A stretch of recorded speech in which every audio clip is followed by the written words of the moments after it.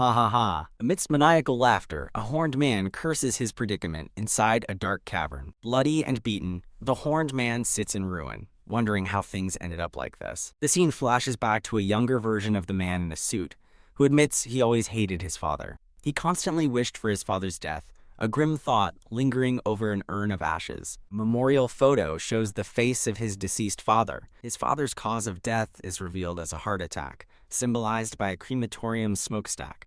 He recalls his father was a criminal, flashing back to him being arrested by police. His father is remembered as a degenerate, surrounded by women in a gaudy club. He was also a greedy man, seen gloating as cash rains down around him. The son reflects that his father was nothing but trouble for him, causing others to look down on him. After clearing out his father's belongings, he feels a sense of finality, stating he's done cleaning up. He briefly wonders if his father sensed his own impending death. Dismissing the thought, he pours a cup of coffee, deciding it doesn't matter. Morning sunlight floods the room, signaling the start of a new life. He observes people heading to their hell workplaces from his window. In stark contrast, he stands leisurely by the window, sipping his coffee. Bingo.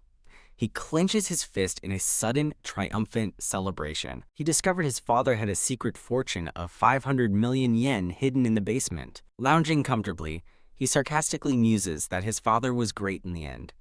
He imagines all the things he can buy with the money, starting with a modern house.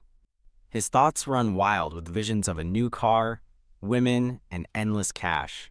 But with a sly smile, he reveals he's not interested in those things and rushes off excitedly as his delivery arrives. A delivery man stands at the door, announcing a package.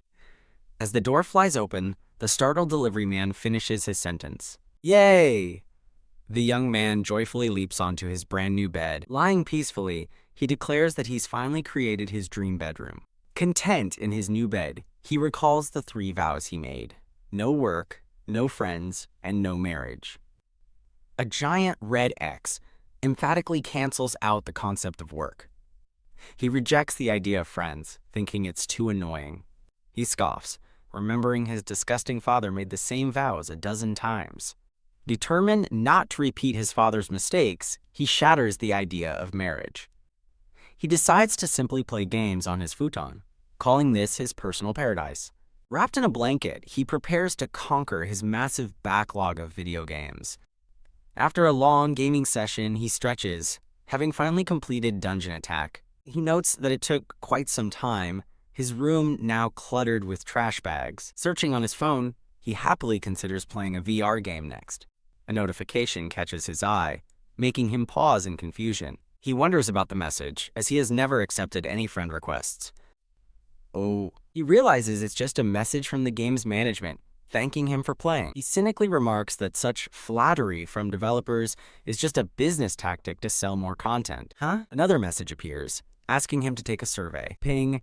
He reacts with confusion, wondering what the survey is about. Sweating slightly, he finds the first question to be very strange. Deciding it doesn't matter, he prepares to pick an answer at random. Whoa, another bizarre question appears, asking if he gets excited from being hit or hitting others. Ping. Annoyed, he lets out an exasperated sigh. Ping, ping, ping. A barrage of increasingly personal questions floods the screen, making him curse in confusion. Ping, ping. He finally snaps, screaming for the creepy notifications to stop. An ominous final question appears on the screen. Do you know how this world ends? Ping. He scoffs, confidently thinking that of course he does. He completed the game. A mysterious red message materializes, offering a choice. Would you be able to change that ending?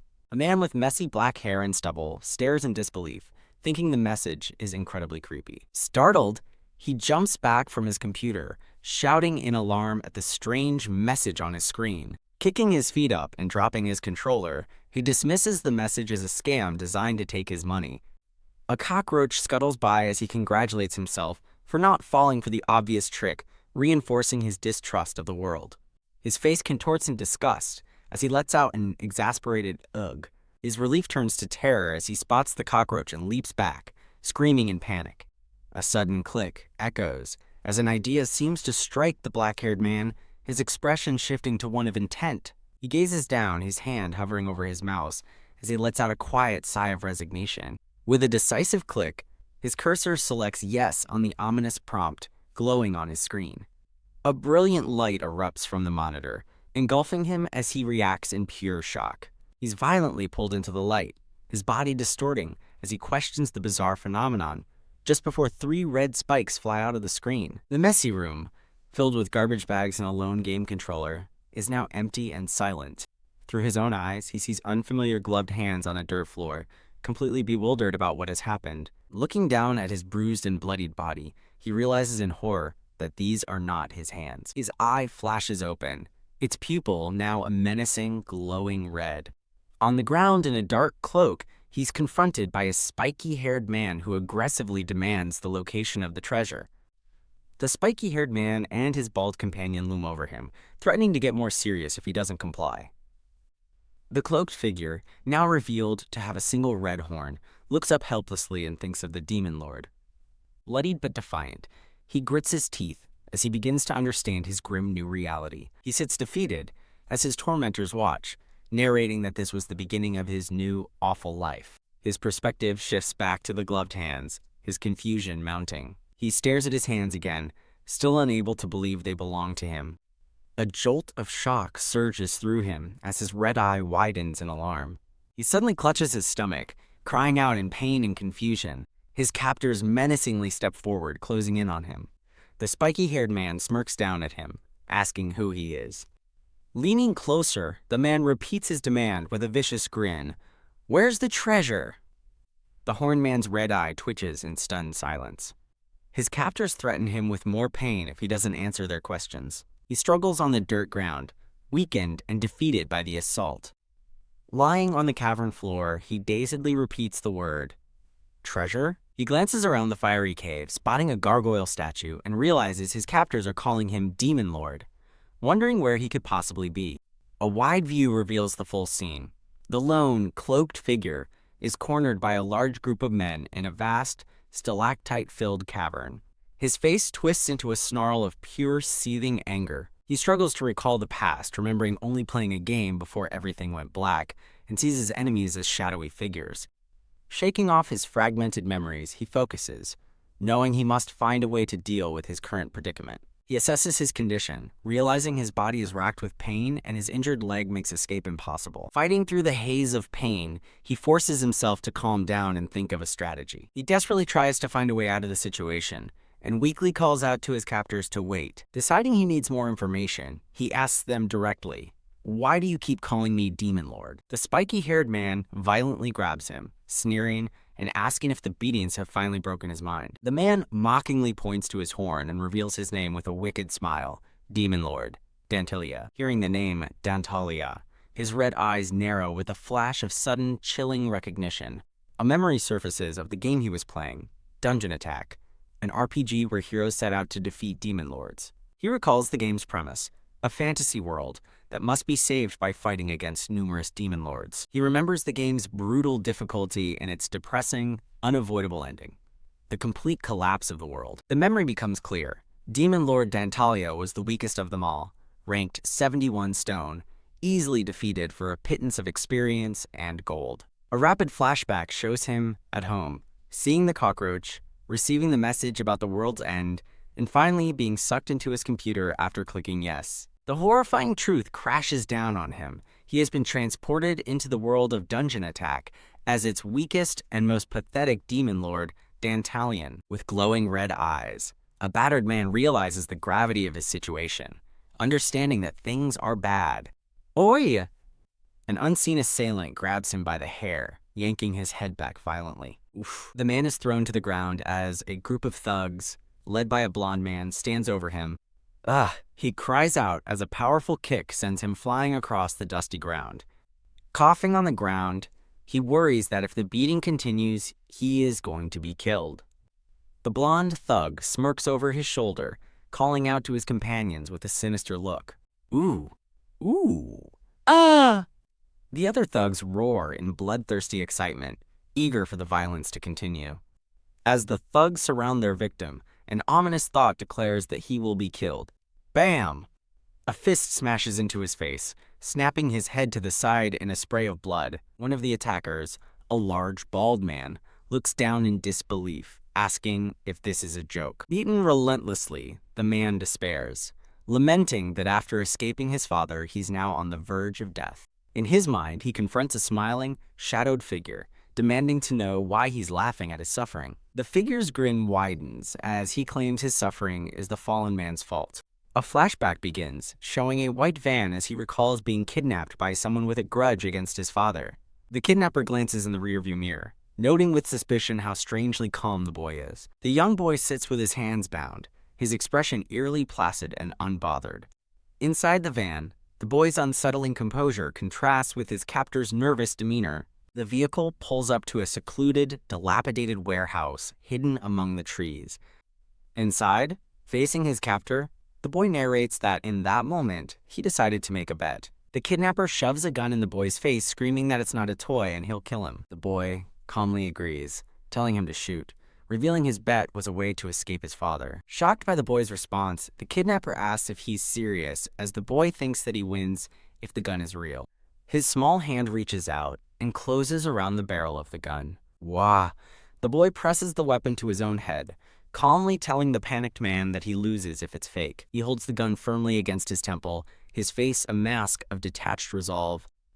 The kidnapper scrambles backward in terror, utterly unnerved by the boy's chilling lack of fear. The flashback ends with the kidnapper surrendering to the police, as the boy laments that he lost the bet. His eye glows with a cold blue light as he realizes that survival belongs to the one with the strongest resolve. Back in the present, the thugs surround the fallen man, telling him this is his final chance. A foot steps forward as the leader begins his demand. The blonde thug looms over him, demanding to know the location of the treasure. The man on the ground remains silent, a new thought forming in his mind. With a surge of golden energy, he realizes he can shape this entire situation to his will.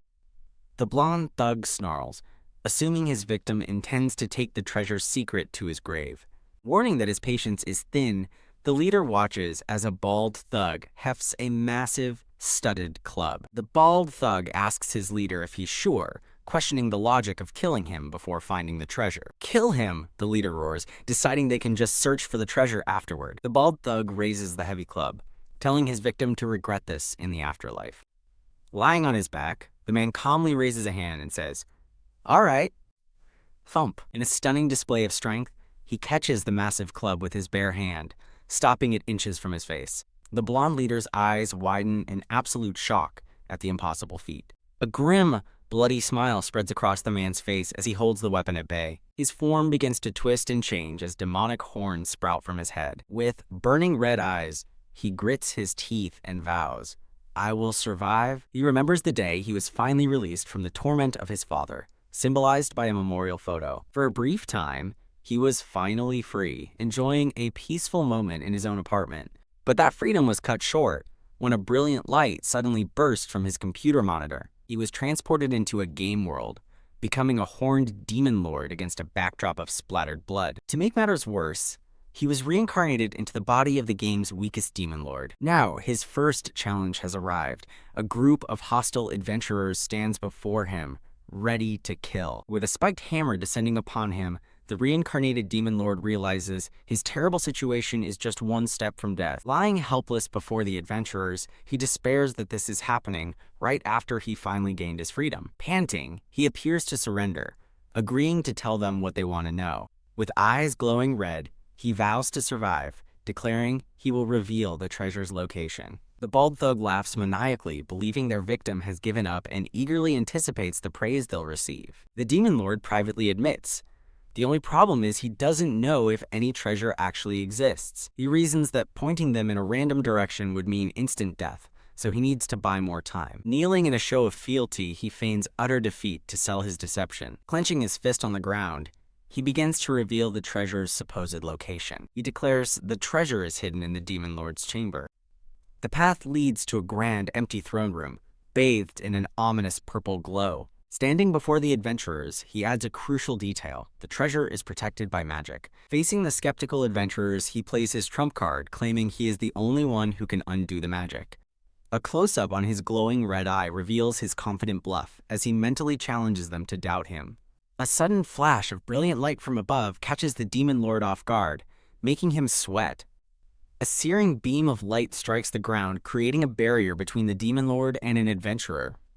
The blonde leader warns that he'll be killed if he's lying, to which the demon lord coolly agrees. The blonde leader triumphantly announces to his crew that the treasure is in the demon lord's chamber. Woo! As the adventurers roar and charge ahead, the demon lord watches, realizing he somehow survived the first test. The blonde leader and the bald thug celebrate their apparent victory with triumphant laughter. The demon lord reflects that he has successfully managed to overcome the first major obstacle. Kneeling on the dusty ground, he understands that the real, much harder battle starts now. He knows they won't kill him yet, but his safety is only guaranteed until they reach the chamber. As the adventurers march forward, he resolves to formulate his next plan quickly.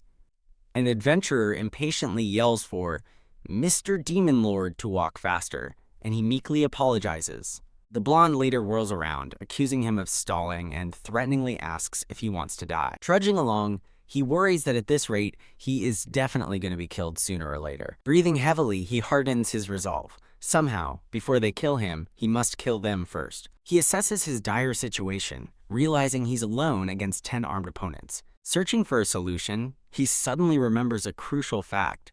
This is Dantalion's castle. The blonde leader smirks, impatiently ordering him to get up and keep moving. As the demon lord stands, the leader privately muses that they'll just kill him after they get the treasure anyway. Walking through the ruins, he notes the old monster remains, confirming his suspicions about the castle's state. Watching his captors, he accepts that he can't rely on anyone else, and wonders how long he has until they reach the chamber. Cursing his situation, he begins to lament that this isn't a real game. But then an idea strikes him. His eyes fly open in a moment of brilliant realization. A wicked grin spreads across his face as he remembers a powerful game skill, Eyes of Zeus. He confirms his theory. This is a real game world. Therefore, he reasons, he should be able to use that, his in-game abilities. A holographic red interface materializes before him, displaying the dungeon map and stats, confirming he can use his game skills.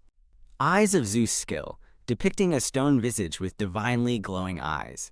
The skill's description reveals its power to see locations, enemies, items, and traps, a high-level ability. However, there is one place in the dungeon attack game where it can be used early. He remembers that the tutorial dungeon where new adventurers learn the game is none other than Dantalion's castle. He finally understands the unexpected utility of being reincarnated as Dantalion.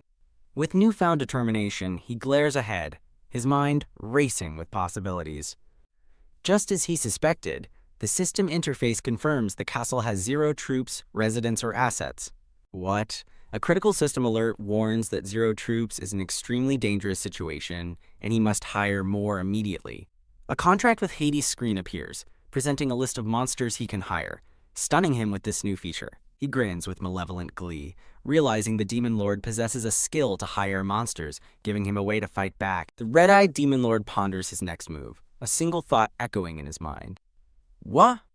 A system window reveals he only has 100 Libra, making him curse the previous demon lord's incompetence. Reviewing the system interface, he calculates that he can only hire 8 goblins to fight 10 adventurers, realizing the odds are stacked against him. Looking over the dungeon map, he dismisses a surprise attack, knowing they're too close to the chamber to guarantee a win. Pausing in thought, he remains silent as a plan begins to form.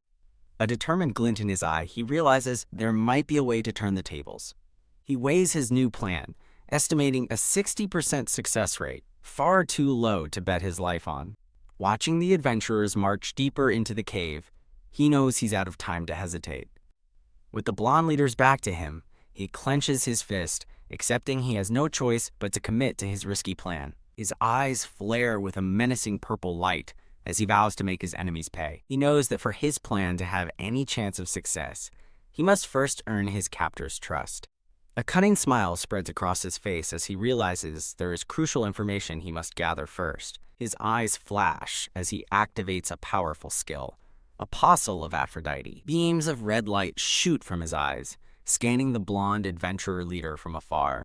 The skill reveals the stats of several adventurers, including Ralph, who just wants to go home, and Mark, who finds his leader annoying. He grins, explaining that the Apostle of Aphrodite skill lets him see his enemy's status, giving him a complete view of their weaknesses. The system reveals the leader's name is Leaf, and his only thought is getting the treasure.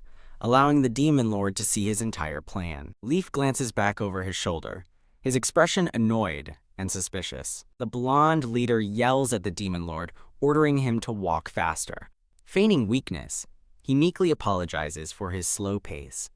In his mind, he visualizes his plan, surrounding the adventurers with his newly hired monsters. The time has come as the bald thug readies his weapon. The counterattack begins now. Looking down with glowing red eyes, the demon lord's expression is one of chilling resolve. Gazing at the dungeon map and monster hiring screen, he declares that he has figured out how to annihilate them. Facing the adventurers, he reaffirms the first step to success is to earn their trust. With eyes burning red, he declares that his counterattack begins now. A system panel explains Apostle of Aphrodite is a high-ranking skill, visualized by a divine, blue-haired woman. Now that he has the information he needs, he just has to decide where and when to play his cards. "Hey!" the blonde leader impatiently shouts back, telling him to get moving. Leaf aggressively shoves his sword forward, screaming at him to walk faster, but the demon lord simply apologizes, knowing the key is. Teask reading Leaf's mind, he sees the leader is irritated and plans to kill him anyway, confirming his need to make the boss trust him. With a determined clench of his fist, he resolves to take whatever risks are necessary. Surrounded by a swirling, demonic aura, he vows to take them all down. The party of adventurers proceeds down a decrepit, pillared hallway, led by their captive demon lord. He glances at the skeleton of a fallen monster, his expression hardening with purpose. With a sudden, confident grin, he shouts for everyone to stop right there. Huh. The entire group, including the shocked bald thug and an irritated Leaf, turns to see what he's planning. Pointing down the dark corridor, he apologizes for the interruption and warns them of a trap ahead. Leaf scoffs in disbelief, shouting, "A trap?" Indeed, the demon lord replies calmly, taking a step forward into the dangerous passage. He warns that if they continue, dozens of invisible arrows will kill them all, leaving no survivors. Turning to face this stunned group, he announces that he will proceed alone first. He calmly states his intention to disarm the trap for them. Hey, Leaf yells, demanding an explanation, while another adventurer calls out to his boss in alarm. The adventurers peer into the narrow, pitch-black tunnel ahead, unable to see what dangers it holds. As the demon lord calmly walks toward the darkness, Leaf suddenly shouts, "Hold on!" Enraged, the blonde leader furiously accuses him of trying to run away. The demon lord glances back, reassuring them he can't escape, and that this act is a sign of his respect. He flatters them, stating they are different from the other adventurers who tried to kill him on sight. With a sharp look in his glowing red eye, he challenges them to follow if they dare, but warns he cannot guarantee their safety. The spiky-haired leader recoils in shock, unable to believe what he's just witnessed. Recovering his composure, he barks at his men not to be scared and to pursue their target. His men hesitate, with one urging their boss to think things through, worried they made a mistake with a trap. The men tremble in fear, picturing themselves trapped and helpless amongst heavy chains. The spiky-haired boss glares back at his cowardly crew with utter disgust. He furiously berates his men for their cowardice, questioning their courage while they stand speechless. From the darkness of the cavern ahead, a cloaked figure emerges with a sinister, glowing, red smile. Dantalion stops, coolly assessing the distance he's put between himself and the adventurers. He pulls out 2 arrows, gripping them tightly as he hopes his desperate plan will work. His red eyes narrow with focus as he recalls looting the arrows from some corpses earlier. Looking down at the arrows, he remembers that he unknowingly brought them with him. He sits down with grim determination, thinking that this is where his counterattack truly begins. Gritting his teeth, he prepares himself for the immense pain he's about to endure. He lets out a blood-curdling scream as he violently stabs an arrow deep into his own leg. The agonizing scream echoes through the cave, stopping the adventurers dead in their tracks. The men stare into the darkness, startled by the voice, and wondering if it belongs to Demon Lord Dantalion. The boss furiously demands to know what's happening, sensing that the situation is escalating. A nervous subordinate asks the boss for orders, but the leader can only stare forward in grim silence. Drawing his sword, the boss threatens to execute anyone who tries to flee, forcing them to stand their ground. He calls out Dantalion's name, but one of his men suddenly spots a fresh pool of blood on the cave floor. The adventurers stand together, staring at a gruesome trail of blood leading deeper into the cavern. A man's torch casts a flickering light, illuminating the dark path ahead. Following the blood, they are shocked to find what appears to be Dantalion's severed arm at the end of the trail. The boss rushes forward to the fallen Dantalion, who has an arrow in his back, and demands to know what happened. Dantalion can only manage a pained groan as the boss looks on, utterly stunned. "You are K." He struggles to his senses, realizing he must have briefly passed out from the pain. The spiky-haired boss grabs one of his terrified men, demanding an explanation about the trap they mentioned. Dantalion calmly reassures the boss, telling him not to worry, as all the traps have been dealt with. The adventurers look at each other in total disbelief, completely baffled by his statement. The boss angrily confronts Dantalion, demanding to know why he, their enemy, would help them. With his hands clasped, Dantalion begins to explain his seemingly irrational actions. He tells them they are different from others, as they allowed him to live instead of killing him on sight. He claims to have been moved by their mercy and that this is his way of repaying them. Admitting he was struck by an arrow, he claims it's not a problem as he pulls it from his back. He then stabs the bloody arrow into his thigh, declaring they can now move forward, leaving the boss speechless. Ping, a red notification appears, announcing that Adventurer Leaf's likability towards Dantalion has increased by 5. Dantalion's eyes widen in shock as it worked, and more notifications ping for other adventurers. Ping, ping. The system announces likability increases from adventurers Judo and Jack. A flood of red notifications confirms his likability is rapidly rising with the entire group. As the adventurers look on with changing expressions, Dantalion celebrates his successful gamble. A wicked smile spreads across his face as he thinks that this is only the beginning of his plan. Ping! A new notification announces that Dantalion's charm rank has increased. His status window appears, showing his level, stats, and pathetic Demon Castle details, but his charm is now rank C.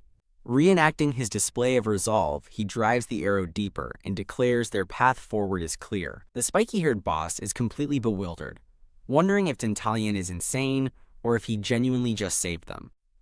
Ping, ping. More likability notifications pop up from the adventurers. Dantalion smirks, thinking this is exactly what he was waiting for, their growing admiration. He internally wills them to think even more highly of him as he watches his stats rise. His glowing red eyes gleam with cunning as he declares that the real performance has only just begun. Despite the agony in his leg, he calmly tells the adventurers to proceed. The spiky-haired boss considers his options, thinking he might be able to use the injured Dantalion. Changing his mind, the boss calls out and orders one of his men to help support Dantalion. A nervous adventurer approaches and helps the weakened Dantalion to his feet. Dantalion offers a weak thank you, to which the boss laughs, calling it gratitude for being saved. The boss rallies his men, telling them to get fired up and press onward into the fiery cavern. Leaning on the adventurer, Dantalion observes the boss, thinking he's a formidable opponent. Dantalion smirks, his plan taking root as he thinks he needs more of their trust and admiration. Red threads of influence spread from him as he internally declares his real plan is just beginning. As the group moves forward, Dantalion ominously thinks that it's time to begin the second act. The adventurers arrive at a massive, skull-adorned door, the entrance to the Demon Lord's castle. Impressed, the boss orders the gate opened, and his men struggle to push the heavy doors apart. The boss grins triumphantly before the open gates, laughing that they finally made it. He turns to Dantalion with a greedy glint in his eye, demanding to be shown the treasure. In response, Dantalion's eyes suddenly well up with tears, his expression filled with sorrow. The boss and his men are baffled by the sudden crying, as Dantalion apologizes between sobs. Dantalion explains that the place reminds him of his family, shocking the boss, who questions if demon lords even have families. Hiding his face in anguish, Dantalion confirms that they do, or at least they used to. He looks at his hand, sadly recounting that even someone like him once had people he called family. A flashback begins, showing his perspective overlooking a grand, now ruined hall filled with tragic memories. The vision shifts to the past, revealing the hall in its prime, occupied by his goblinoid retainers. The memory turns violent, showing his goblin guards being slaughtered by an army of invading knights. The knights spot a younger, two-horned Dantalion fleeing and shout for his capture. As the knights are ordered to shoot, their arrows are loosed, aimed directly at the terrified young demon lord. A volley of glowing red magical arrows streaks through the air toward him. Thwomp, the arrows find their mark, splattering blood across Dantalion's face. A massive, armored orc warrior stands over him, having blocked the arrows, asking if he's alright. Dantalion stares in horror at his loyal guard, whose back is now bristling with arrows. The dying guard urges his lord to run and save himself. Crying, Dantalion refuses to leave him behind, insisting they escape together. He looks on in utter despair, his words choked by the horrific scene. His loyal guard, riddled with arrows, reassures Dantalion not to worry about him. With his final breath, the guard smiles and begs his lord to run quickly. The heartbreaking memory fades, leaving only the image of falling tears. A single tear drips from Dantalion's shadowed face as he relives the tragedy. Returning to the present, Dantalion tells the adventurers that his family all died protecting him. The adventurers are moved by his story, expressing their sympathy for his loss. One of the men comments that he never imagined a demon lord could be so human. He watches Dantalion openly weeping and realizes he is truly mourning his fallen comrades. The adventurer, Jack, concludes that Dantalion doesn't seem like an evil being at all. Ping. A system notification confirms adventurer Jack's likability towards Dantalion has increased by 20. Ping, ping, ping. A cascade of notifications follows as Judo, Dial, and Baney's likability also skyrockets. The spiky-haired boss is dumbfounded, muttering that this is completely different from what he's heard. He recalls being told by a woman in his suit that demon lords are the lowest scum, devoid of blood or tears. Ping! Another notification appears as adventurer Leaf's likability increases, her opinion of him changing. The boss quickly dismisses his doubts with a predatory grin, deciding all that matters is Dantalion's usefulness.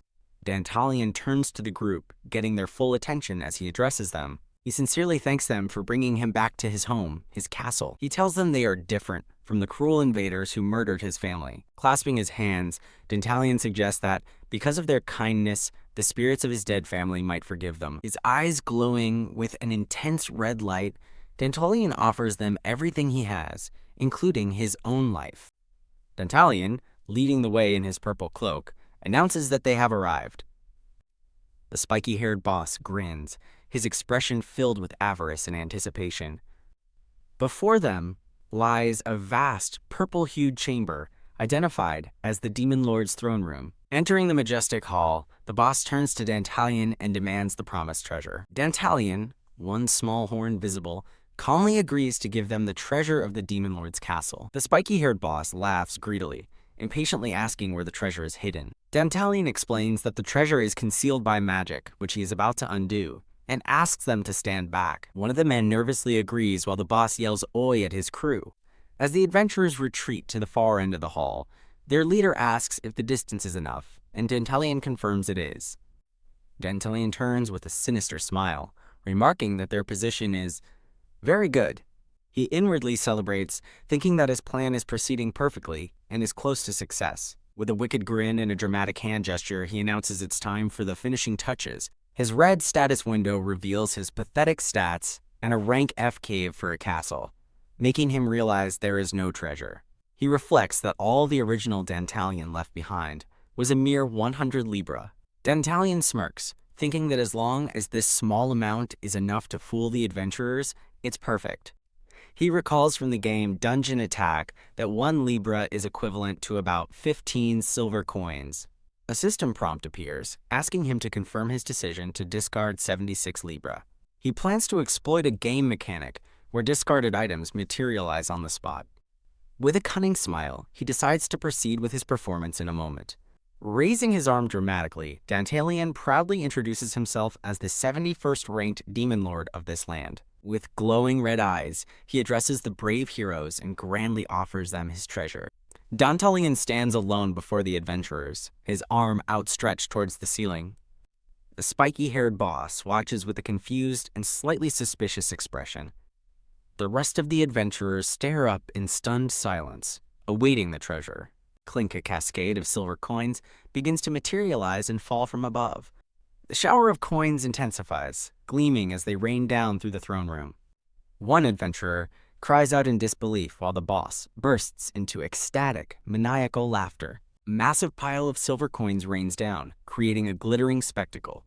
The adventurers stare up in joyful awe as the treasure shower surrounds them. One man screams in victory as the boss thinks to himself that they finally have it. The boss is overcome with a fit of crazed, greedy laughter, his eyes wide with delight. Ping A notification appears, announcing that Adventurer Leaf's likability towards Dantalion has increased by 50. The boss yells orders for his men to gather the treasure and divide it equally. The boss internally schemes, thinking it would be a waste to kill the Demon Lord now when he could still be useful. Dantalion stands silently in the background, calmly observing the chaos. The boss approaches Dantalion, asking if he has more to give, but tells him to wait while his men are busy. Ping, ping, ping. A flurry of notifications shows massive likability boosts from Judo, Dan, Marco, and Hans. Dantalion interrupts, apologizing for the inconvenience but stating he has something urgent to discuss. He drops a bombshell, revealing that approximately 30 new adventurers have just entered the dungeon.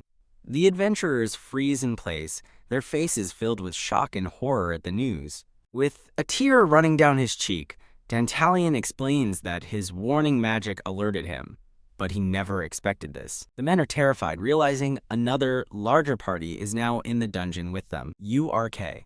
The boss realizes that a force of 30 people is far more than his group can handle. He desperately asks Dantalion if there is another way out of the castle. Dantalion's eyes glow red as he delivers the grim news. They can only leave the way they came. An adventurer panics, shouting about the danger if the new group decides to attack them. He cries out in despair, certain they will be torn apart in minutes, and asks what they are going to do. The adventurers are paralyzed with fear, overwhelmed by their hopeless situation.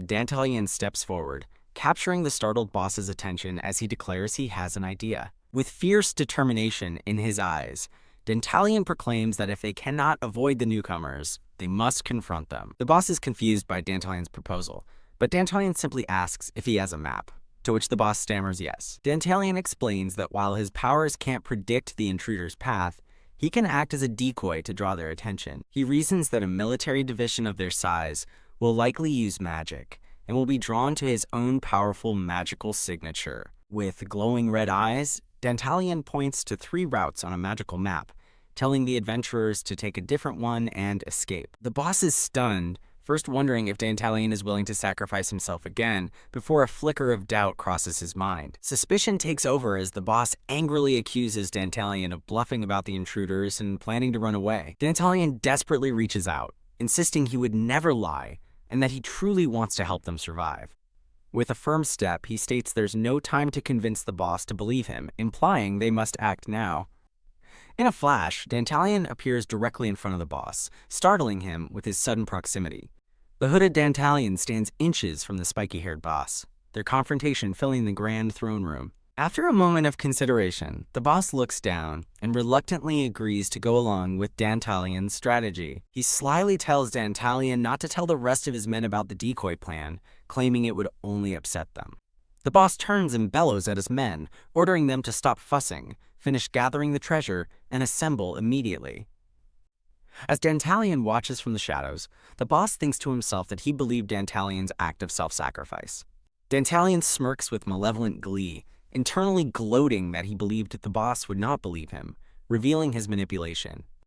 Reasserting his lie, Dantalion announces to the assembled adventurers that 30 new enemies have just entered the dungeon. The boss's face contorts in pure terror, sweat beading on his brow as the reality of the threat sinks in. With determined, glowing red eyes, Dantalion formally declares that he will act as a decoy to save them. Guided by torchlight, Dantalion, now wearing a simple mask, walks with a group of the adventurers through a dark cave. One of the men walking beside Dantalion remarks to another that their boss certainly made a bold decision.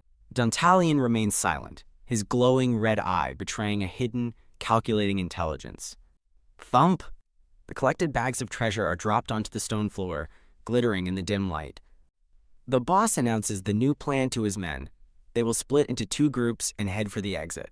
His men erupt in protest, one asking if he's serious while another shouts that the plan makes no sense. "Shut up and listen to me," the boss roars, shoving a weathered map in their faces to command their attention. He points to the map, explaining there are 3 routes, and that the cautious invaders will likely only choose one to follow. One adventurer expresses their terror, realizing that a force of 30 men is a small army they have no chance of defeating.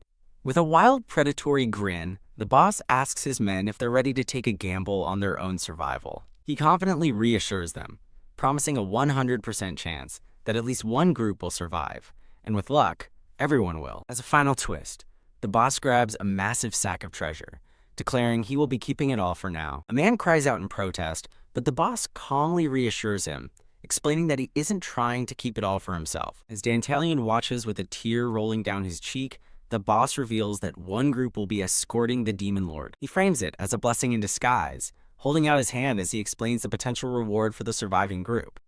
If the Demon Lord's escort party survives, they will claim the bounty on his head and become heroes. Slinging the treasure sack over his shoulder, the boss says his side has it worse and begins to walk away as a man calls his name. He whirls around with a manic expression, shouting at his crew to grab their attention for his final speech. Grinning viciously, he asks his terrified men if they want to die like dogs in this dungeon. He appeals to their emotions, reminding them of their families back home and questioning if they are spineless cowards. Tilting his head back, he screams that what he truly wants, more than anything, is for all of them to survive. Ooh, his words hit their mark, and the men roar with newfound determination and morale. Carrying torches, one of the newly motivated groups of adventurers ventures deeper into the dark, winding caves. The boss looks back at them leaving, a smug grin on his face as he thinks about how easily he fooled the idiots with bravado. A flashback shows his private conversation, where he questions Dantalion's true intentions, suspecting he'll just run away. In the flashback, Dantalion whispers a cunning proposal. Let some men watch him while the boss finds a reason to keep the treasure. Dantalion explains the win-win scenario. If he's telling the truth, sacrifices will increase the boss's share of the treasure.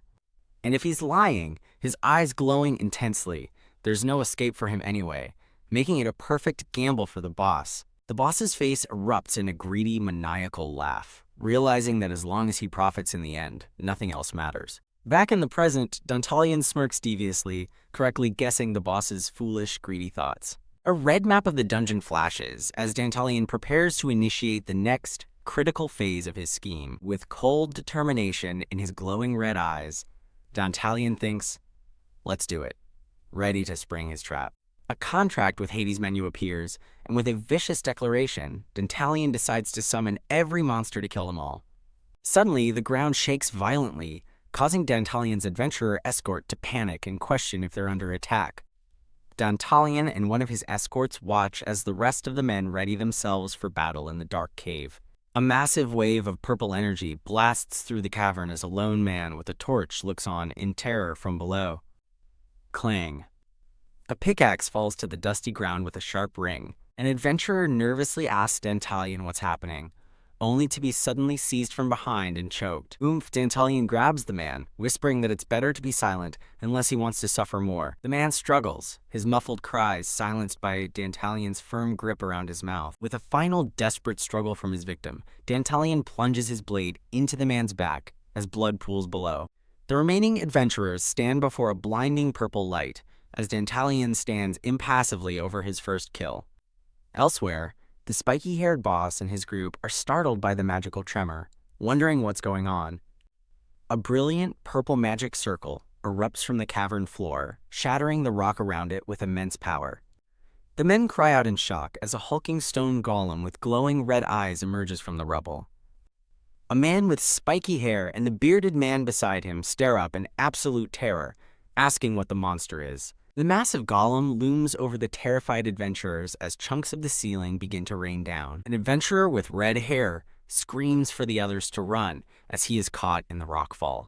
An adventurer pushes himself out of the rubble, looking up in shock and pain. He spots a small, dead creature nearby just as the golem roars, its fist glowing with red energy. Grabbing a sword, the adventurer desperately shouts at the golem to stop its attack. His sword shatters uselessly against the golem's massive stone arm. Staring at his broken sword in disbelief, the adventurer can only say, "No way," as the golem cries out.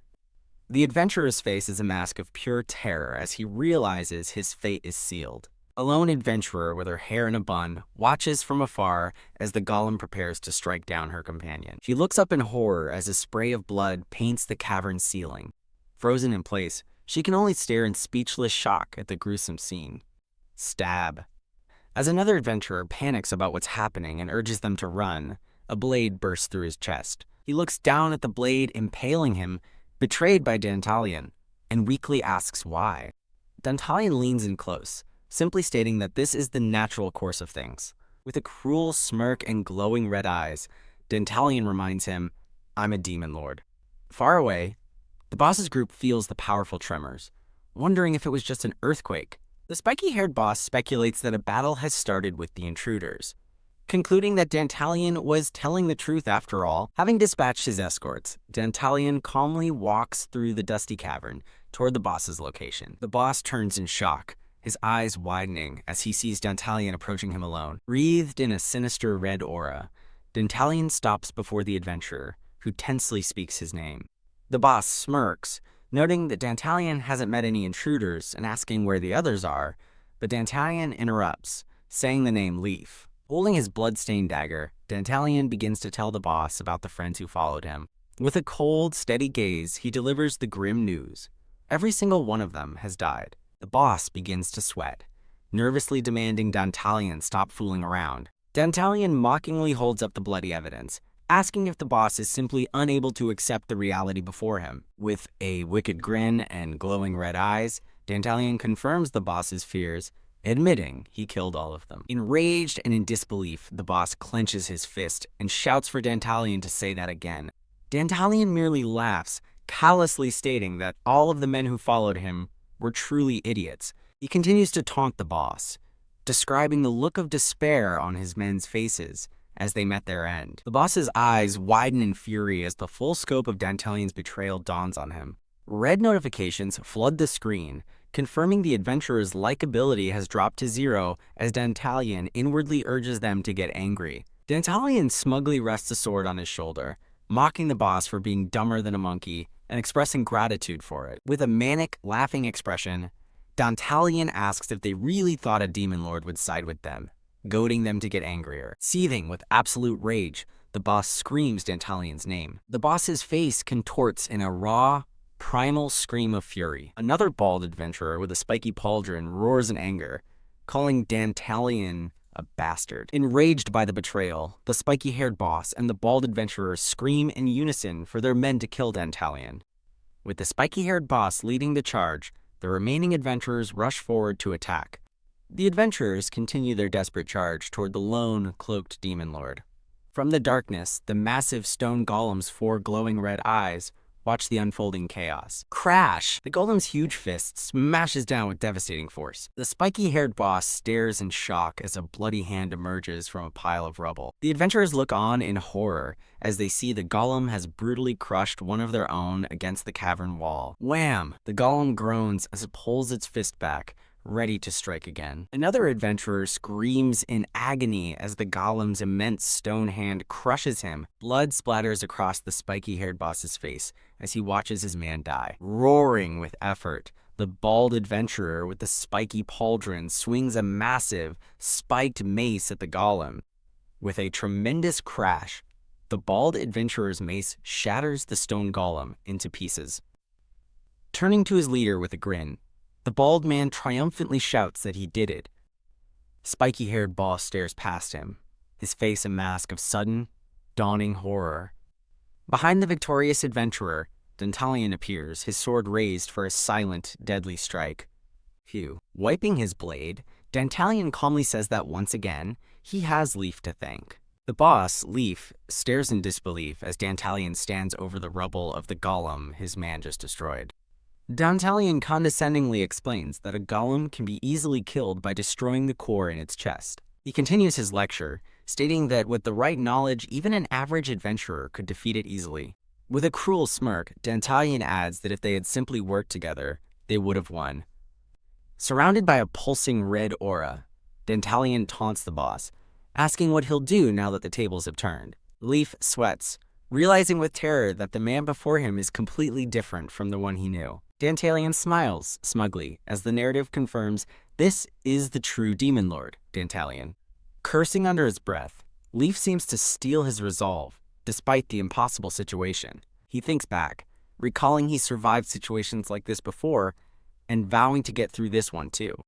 A determined, scheming grin spreads across Leaf's face as he addresses the demon lord. His sword clatters to the ground as Leaf admits that, frustratingly, he has lost. Kneeling on the ground, Leaf surrenders completely and tells Dantalion to kill him. Dantalion holds his bloodied sword and calmly agrees to the request. In a surprising move, Dantalion tosses his sword away, letting it spin through the air. The sword lands point first in the ground, right in front of the kneeling Leaf. Bowing his head, Leaf chuckles to himself, his feigned surrender a success. He inwardly calls Dantalion an idiot, preparing to spring his trap. With arrogant confidence, Leaf thinks that someone like Dantalion could never kill him. As Leaf grabs the sword, Dantalion is shown calmly accessing a red contract menu in the background. Leaf's inner monologue reveals his true plan, to kill Dantalion with a hidden knife as soon as he steps closer. As Dantalion approaches, Leaf patiently waits, counting down the last few steps. With Dantalion just a step away, Leaf prepares to lunge, vowing to kill him. Leaf looks up in confusion, wondering why his opponent suddenly stopped walking. Dantalion stands just out of reach, calling out the adventurer's real name, Leaf. A red status window reveals Leaf's full profile and his innermost thoughts, exposing his entire assassination plot as Dantalion erupts in laughter. Dantalion smugly snaps his fingers, his plan perfectly executed. With a cold, final glare, Dantalion declares that this time, it's truly checkmate. Leaf. Leaf's eye widens in utter shock, realizing his scheme has been completely seen through. Refusing to give up, Leaf's eyes glow red with fury as he snarls that it's not over yet. With a final desperate roar, he leaps forward, screaming that the victor will be me, he bellows, swinging the sword in a powerful downward arc toward Dantalion. Mid-swing, Leaf suddenly stumbles and falls to the ground, his attack failing. Confused, he looks back over his shoulder, wondering what went wrong. A small blue slime is stuck to his ankle, and he stares in disbelief, realizing he's been trapped by the weakest of monsters. On the ground, Leaf sweats in terror, muttering "ha" as he realizes the pathetic nature of his defeat. He looks up in rage and disbelief, screaming a curse at his own foolishness. A crazed, desperate grin spreads across his face as the reality of his situation sinks in. Overwhelmed by pain and humiliation, Leaf lets out a final, agonizing scream. As Leaf cries out about his arms, Dantalion inwardly remarks that everything went exactly as he expected. Dantalion's inner monologue reveals his plan. He hired the slime using his last bit of money, and he can't believe how well it worked. He continues to gloat internally, wondering how it feels for Leaf to have his pride completely crushed.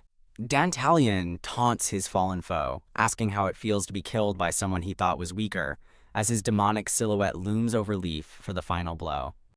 In his last moments, Leaf's mind races in confusion as he weakly asks, where? He desperately wonders where he went wrong, recalling his decision to kill Dantalion immediately over the treasure, a choice his bald companion had questioned. He then considers if his mistake was getting the map from the woman, but quickly dismisses the thought. His final realization is that his fate was sealed from the very beginning, the moment he and his men arrogantly challenged the Demon Lord.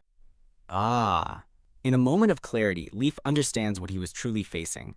With dawning terror, he recognizes the true nature of his opponent, a Demon Lord. Wreathed in crimson energy, Dantalion grins sadistically as he prepares to deliver the final strike. The scene fades to a swirling white void as a voice echoes in confusion, asking where it is. A man with dark hair appears in the mist, addressing his son and telling him to steel himself. Siesuke, annoyed by the vision, an inner voice tells the figure to go to hell. As the figure laughs and warns that life will be worse without him, Dantalion's voice screams for him to shut up. The inner turmoil ends with a shout to get lost, followed by a defeated, "Damn it," as laughter fades into darkness. Dantalion's eyes snap open, waking from the nightmare with a gasp. He looks up into the calm blue eyes of a pink-haired girl with a single horn, who notes that he's finally awake. Sitting up in bed, shirtless and bandaged, he demands to know what she's doing as she apologizes, explaining he wasn't waking up. The pink-haired girl addresses him as "my lord," and, holding a scroll, states that she will get straight to the point. She details his outstanding debt, 100 Libra loan 2 months ago, plus 96 Libra in interest for a total of 196. Unrolling the glowing contract, she expresses her hope that he will repay the full amount today. A red horn now visible, Dantalian sweats nervously, wondering just who this demanding woman is. A flashback begins, showing how he became Dantalian, the 71st ranked demon lord from a game he cleared, and his subsequent defeat in the cave. He recalls the moment the adventurers, led by Leaf, appeared with the intent to kill him. The narration concludes that he managed to eliminate them with everything he had, culminating in the final strike against Leaf. After the battle, Dantalian collapses in exhaustion against the wreckage of the stone golem. Slumped and sweating, he believes that the fight is finally over. His eye widens slightly as he senses something is still happening. Red system windows suddenly appear, announcing tutorial completed, an increase in his level, and displaying his new stats over Leaf's body. He stares in shock at the notifications, realizing the S-class skills he used were temporary, and he must now learn a new one. Looking at a list of powerful skills, he understands he can now only pick one, and it will start at level 1. The gravity of the situation hits him. The tutorial is over, and the real game is just beginning. He grimly questions if he has to continue living this life as Dantalian. Cursing his fate, he accepts there's no way back to his world, and resolves to keep moving forward amidst the carnage. He focuses on the list of S-class skills, determined to choose the one that suits him best for the trials ahead. Sitting among the fallen, Dantalian makes his decision, firmly selecting one skill from the glowing menu. He chooses to acquire Apostle of Aphrodite, a skill that allows him to see others' status and their opinion of him. Satisfied with his choice, he decides this will be enough as he surveys the quiet, corpse-strewn cave. He suddenly winces in pain, clutching his side as the toll of the battle sets in. Leaning back, he exhales, overcome with sheer exhaustion and admitting he's tired. Staring at the body of his defeated enemy, he feels as though he's been awake for days. The camera pans across the bloody aftermath, reinforcing his feeling of prolonged, sleepless exhaustion. Slumping into the broken stone of the golem, he weakly asks to borrow its body for a moment. He finally succumbs to his fatigue, closing his eyes and pleading for sleep. The scene returns to Dantalian in bed, realizing with a jolt that his wish was granted and he's now resting. The scene shifts to a desolate, dust-covered room with a cold, empty fireplace. Dantalian surveys his new, grim surroundings, realizing with disappointment that this is no dream. Looking through the bars of a window, Dantalian appears like a prisoner in his new home. Bam! The harsh reality hits him as he resigns himself to living as a demon lord. From across the room, the pink-haired girl gets his attention, calling him Lord Dantalian. He turns, responding with a simple, as he takes a breath. The narrative introduces the pink-haired girl, noting her gaze is as cold as permafrost ice. Now, formally dressed and seated on his throne, Dantalian repeats himself with strained patience. Exasperated, he insists he is not the one who borrowed money from her. The pink-haired girl calmly replies that she's having trouble understanding his words, my lord. Kneeling before him, she insists that 2 months ago, he borrowed money from the Chamber of Commerce. As proof, she presents the official promissory note detailing the loan. Sigh. Dantalian inwardly fumes that his denial isn't working after a full week of this argument. He internally laments his fate, wondering why he must clean up the mess left behind by the previous Dantalian. Reading the contract, he finishes his thought, cursing the big idiot Dantalian who got him into this. The pink-haired girl silently agrees, wondering why her organization would loan money to such a dumbass. Suddenly, Dantalian's eye widens in shock. She looks away slightly, awkwardly agreeing with whatever he just said. Leaning forward, Dantalian changes tactics and asks what happens if the money isn't repaid. She explains the procedure. In that case, he would first have to declare bankruptcy. He presses further, asking what the consequences of declaring bankruptcy would be. She states the first consequence: the Chamber of Commerce will take ownership of his castle. In a more serious tone, she adds that they will also be asking a few small requests of him. Her gaze intense. Taking this in, Dantalian says he understands and has one last question. He asks for today's date, catching her completely off guard with the strange question. Before the intimidating aura of his throne, she looks up in confusion. As she expresses her confusion, he impatiently clarifies that he wants the full date. Apologizing, she answers his question. It is the 17th of April, 1505. A wicked grin spreads across his face as he understands the situation, realizing bankruptcy is inevitable. As she reels in shock, he declares that he has a proposal for her. Bathed in a demonic aura, he makes an audacious request.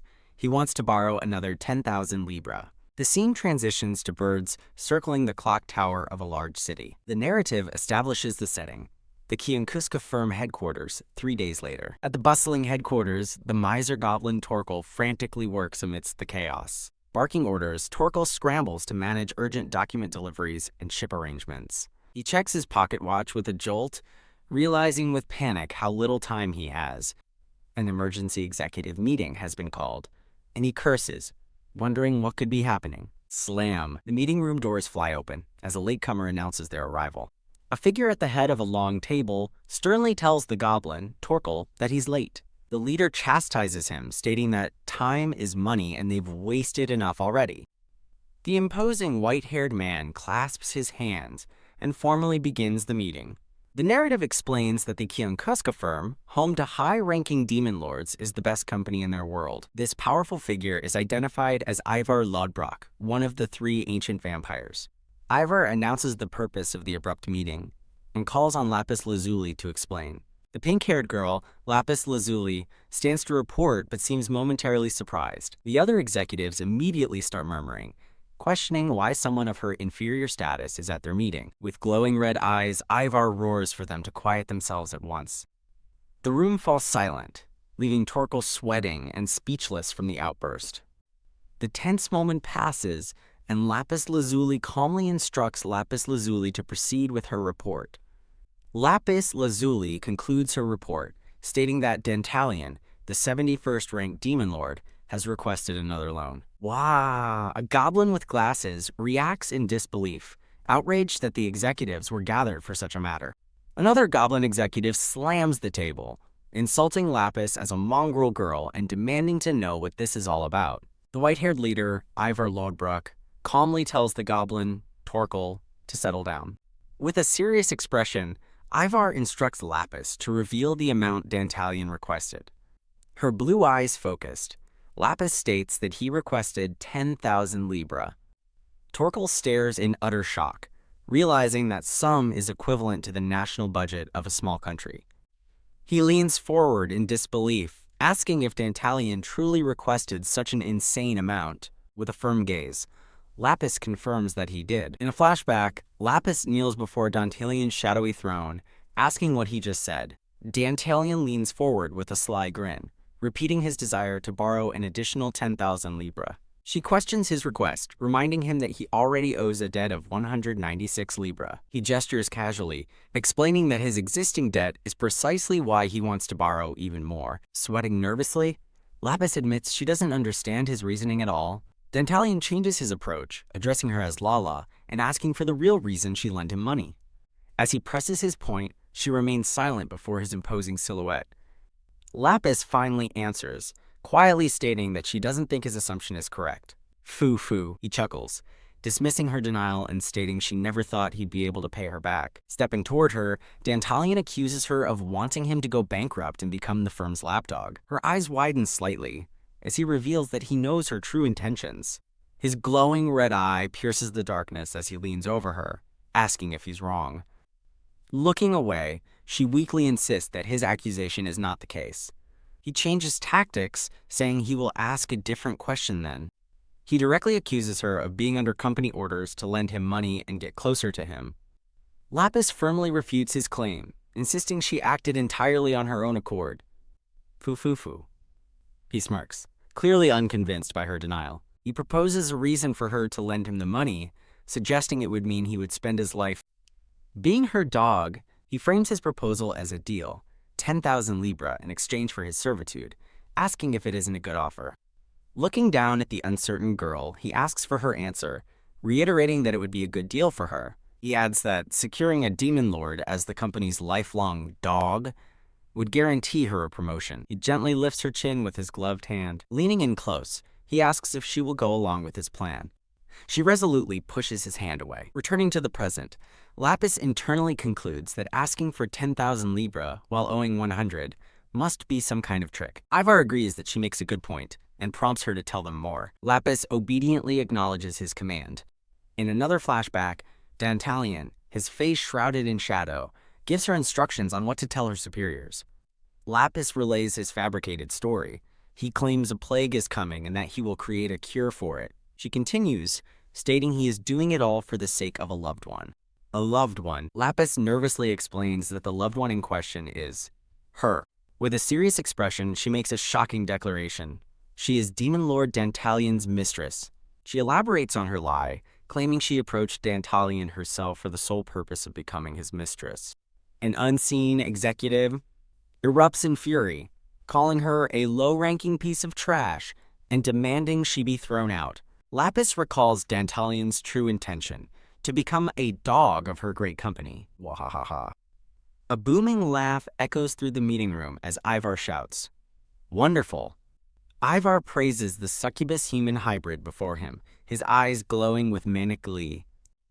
Torgal inwardly acknowledges that she has successfully made Dantalion a part of the world's largest trading company. The narrative concludes that Lapis defied her grim fate, offered more than expected, and has now become a demon lord's mistress. Wahaha. Ivar erupts in laughter, calling this scheme a true masterpiece. He declares that Kian Koska is a meritocracy, and normally he wouldn't lend money to an incompetent demon lord. However, bahaha. He grins, declaring this will be a special loan, and calls out to Lapis Lazuli. Ha ha ha. He cackles, agreeing to give her the 10,000 libra she desires. The scene shifts to the port city of Curious on May 3, 1505, as someone asks Miss Lapis what she just said. Holding up a sprig, Lapis gives a grand order. She wants every single one of this herb on the entire continent. Wah! A local man is stunned, questioning if she's really spending 8,000 libra to hire thousands of people just to collect an herb. Lapis coldly tells him not to worry about the reasons, as these are direct orders from Demon Lord Dantalion to be carried out immediately. She stands tall and resolute in the middle of the city, overseeing the start of her grand task. From the shadows, a sinister figure watches, mocking the woman for spending so much at the behest of a foolish demon lord. The shadowy figures gossip amongst themselves, concluding that Dantalion is a fool and that his rumored mongrel mistress is a joke. The story jumps forward to June 20th, 1505, at Dantalion's ominous castle. Inside, Dantalion sits calmly reading a book while Lapis stands patiently behind him. Lapis reports that she has successfully secured the herbs he requested, and that they are being thoroughly guarded. Pat. He closes his book, acknowledges her report, and praises her for a job well done. Lapis hesitantly asks what on earth he's planning to do, while he smirks, secretly wanting her to find him another 10,000 libra. Lapis recounts his dubious story. He claimed an epidemic was coming, then spent 80% of the loan on seemingly worthless herbs. Tapping a book on the table, he coyly challenges her to guess his true intentions. She stares back blankly, admitting that she is completely clueless about his plan. Foo-foo. Dantalion chuckles, accepting her answer with a casual, "Oh well," as he holds his drink. He then congratulates her on her success and offers her a glass, proposing they have a toast. Her eyes narrow slightly as she begins to refuse his offer. His glowing red eye fixes on her as he questions her refusal of a gesture he made especially for her. Looking downcast, she relents and apologizes for her hesitation. Foo-foo-foo, he assures her he was just kidding, telling her not to look so serious as she accepts the drink. Holding her cup, she listens as he offers a final toast.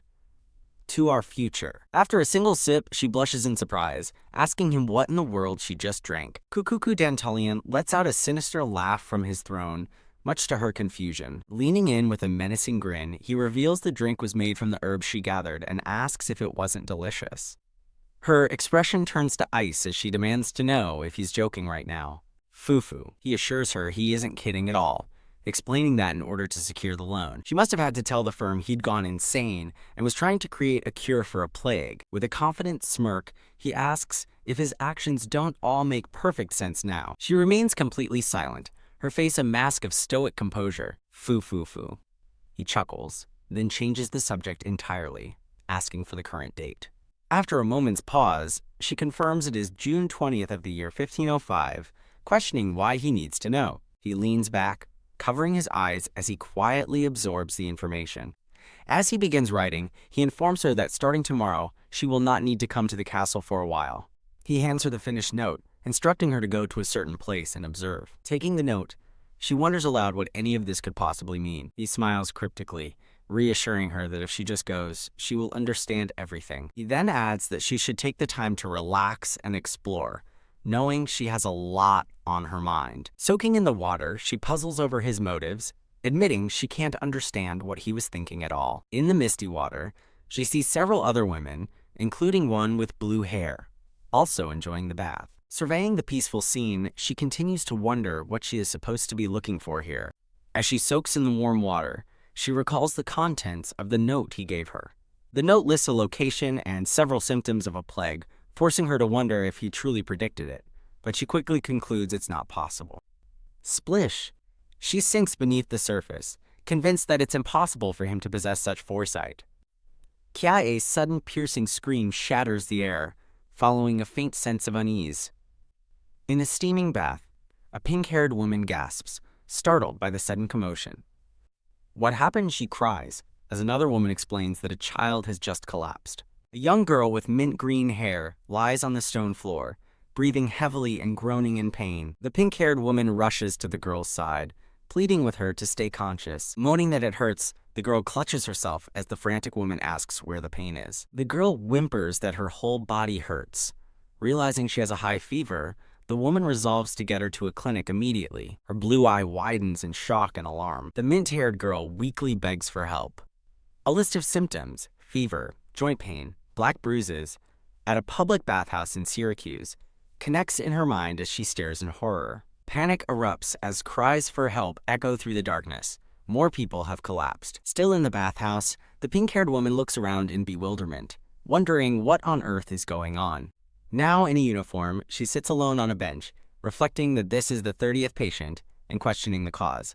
Her expression hardens as she thinks it's impossible, refusing to believe he could be responsible. A concerned man in a green beret approaches, asking if she's all right. He gestures toward bodies on gurneys, urging her to leave quickly. Looking down with a heavy heart, the man advises her to leave town for her own safety. Her gaze sharpens and her hands clench as she makes a silent, firm decision. In a dark memory, she recalls asking what something was made of, only for a smirking, horned man to reveal it was the herb she gathered.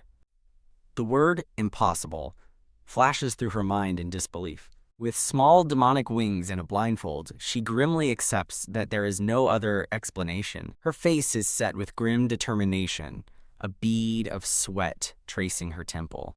The horned man, Dantalian, calmly sips from a cup while gazing out a window into the purple night. An aide apologizes to a goblin-like official named Mr. Torkel for an interruption. Mr. Torkel furiously berates the aide for interrupting his meeting with Lady Paimon, forcing a hasty apology. The 9th-ranked demon lord of beauty and charm, Paimon, is introduced, a red-haired woman with regal horns. As Paimon lounges elegantly, the aide bursts in, demanding to know what's happening.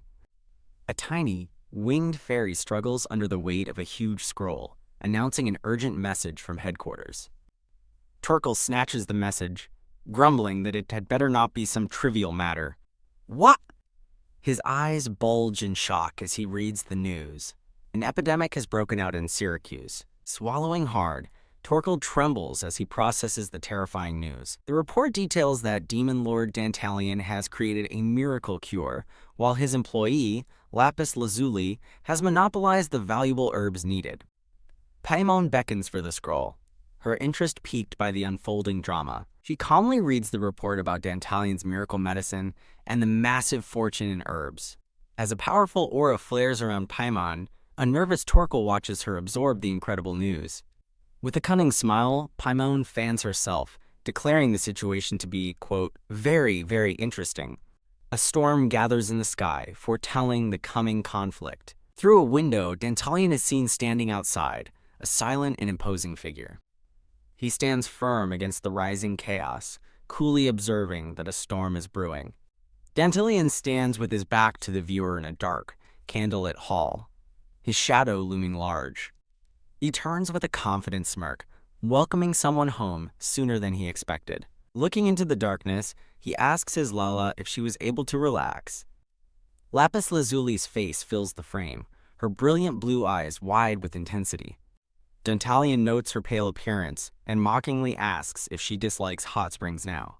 Her eye narrows with suspicion and barely concealed rage.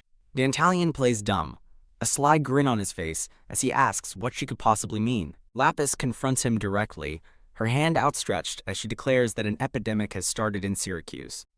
She reveals her knowledge that the herbs she gathered can be used to create a miraculous cure for the disease.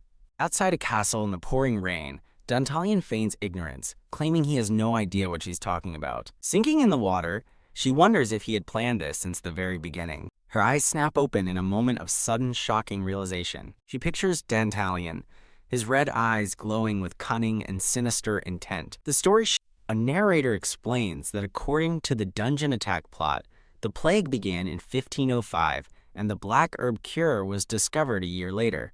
Fufu, in a flashback, Dantalian smirks, revealing he used his foreknowledge from the game to his advantage.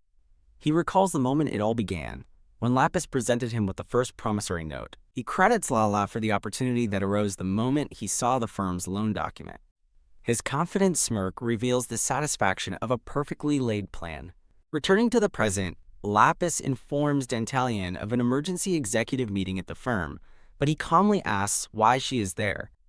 Leaning in with a menacing grin, he asks why she came to him instead of returning to the firm. He presumes to know her thoughts, guessing she fears that going back would endanger her life. He explains that the executives at her firm will find it impossible to believe anyone could predict a plague. Getting them comfortably close, he deduces their conclusion. She must be the one who started it. He continues his deduction, pointing out that her buying thousands of the special herb makes her the prime suspect. Lapis grunts in distress as he concludes that all the evidence points to her being the mastermind. His intense gaze locks onto her as he states, this is precisely why she fled to him for safety. Stunned into silence, Lapis can only stare back in shock. Ha ha ha ha. Amidst laughing shadows, she recalls a lifetime of being scorned as a mongrel and a crossbreed. Surrounded by the jeering figures of her past, she reflects on how hard she worked to get revenge. Her eyes widen in disbelief, realizing how easily this man orchestrated everything she fought for. A swirling vortex of confusion fills her mind as she wonders just who this man truly is. She admits to herself that this cunning manipulator is not the same man she thought she knew. Her thoughts race, questioning if he is even the same demon lord she served until now. With a confident smirk, Dantalian commands her to kneel and become his servant. He extends his gloved hand, promising to grant her real power in return for her loyalty. Lapis stares in utter shock, completely taken aback by his sudden offer. Dantalian warns her that a devastating plague is coming that will kill indiscriminately, regardless of status. A single drop of sweat rolls down her cheek as he says even her worst tormentors will be affected. She listens intently as he explains that everyone, desperate to survive, will soon be begging to do business with her. He grins, revealing his grand vision. She, the despised crossbreed, will control the fate of thousands. Dantalian points at her, sealing his persuasive argument with a confident gesture. The scene quietly shifts, the pounding in her chest echoing the silent tension. Kneeling before him, Lapis accepts his offer, pledging her loyalty with a simple, understood. She seals her vow by kissing his hand, declaring that the life of Lapis Lazuli now belongs to Demon Lord Dantalian. Dantalian smiles triumphantly, promising to grant her the greatest view in return. The scene transitions to an elegant meal set for one. Now blindfolded, Lapis dutifully pushes a serving cart. She pauses for a moment of quiet reflection. Her pledge echoes in her mind. Her life now belongs to His Highness, the Demon Lord Dantalian. A week later, she knocks on his door, announcing she has brought his meal. She waits patiently outside his chambers, lost in thought. Inside, the room is a chaotic mess of scattered books, papers, and an empty bottle. The narrator reveals Dantalian now spends his days either reading books from the castle or sleeping, as shown by him slumped over in his chair, groaning softly. Lapis observes her new master's lazy state, admitting to herself she has no idea what the sleeping demon lord is possibly thinking. In a sudden flashback to their first meeting, she tries to introduce herself, but he rudely cuts her off, yelling, "Shut up." The younger, wild-eyed Dantalian dismisses her as a filthy mongrel and impatiently asks what she wants. Ha ha ha! A shadowy, winged demon laughs maniacally over a pile of gold, gloating that someone predictably jumped at the chance for money. In a dark room, the pink-haired girl confronts a spiky-haired man, saying she heard he has a map to Demon Lord Dantalian's castle. The spiky-haired man grins maliciously, questioning if she is the one looking for it.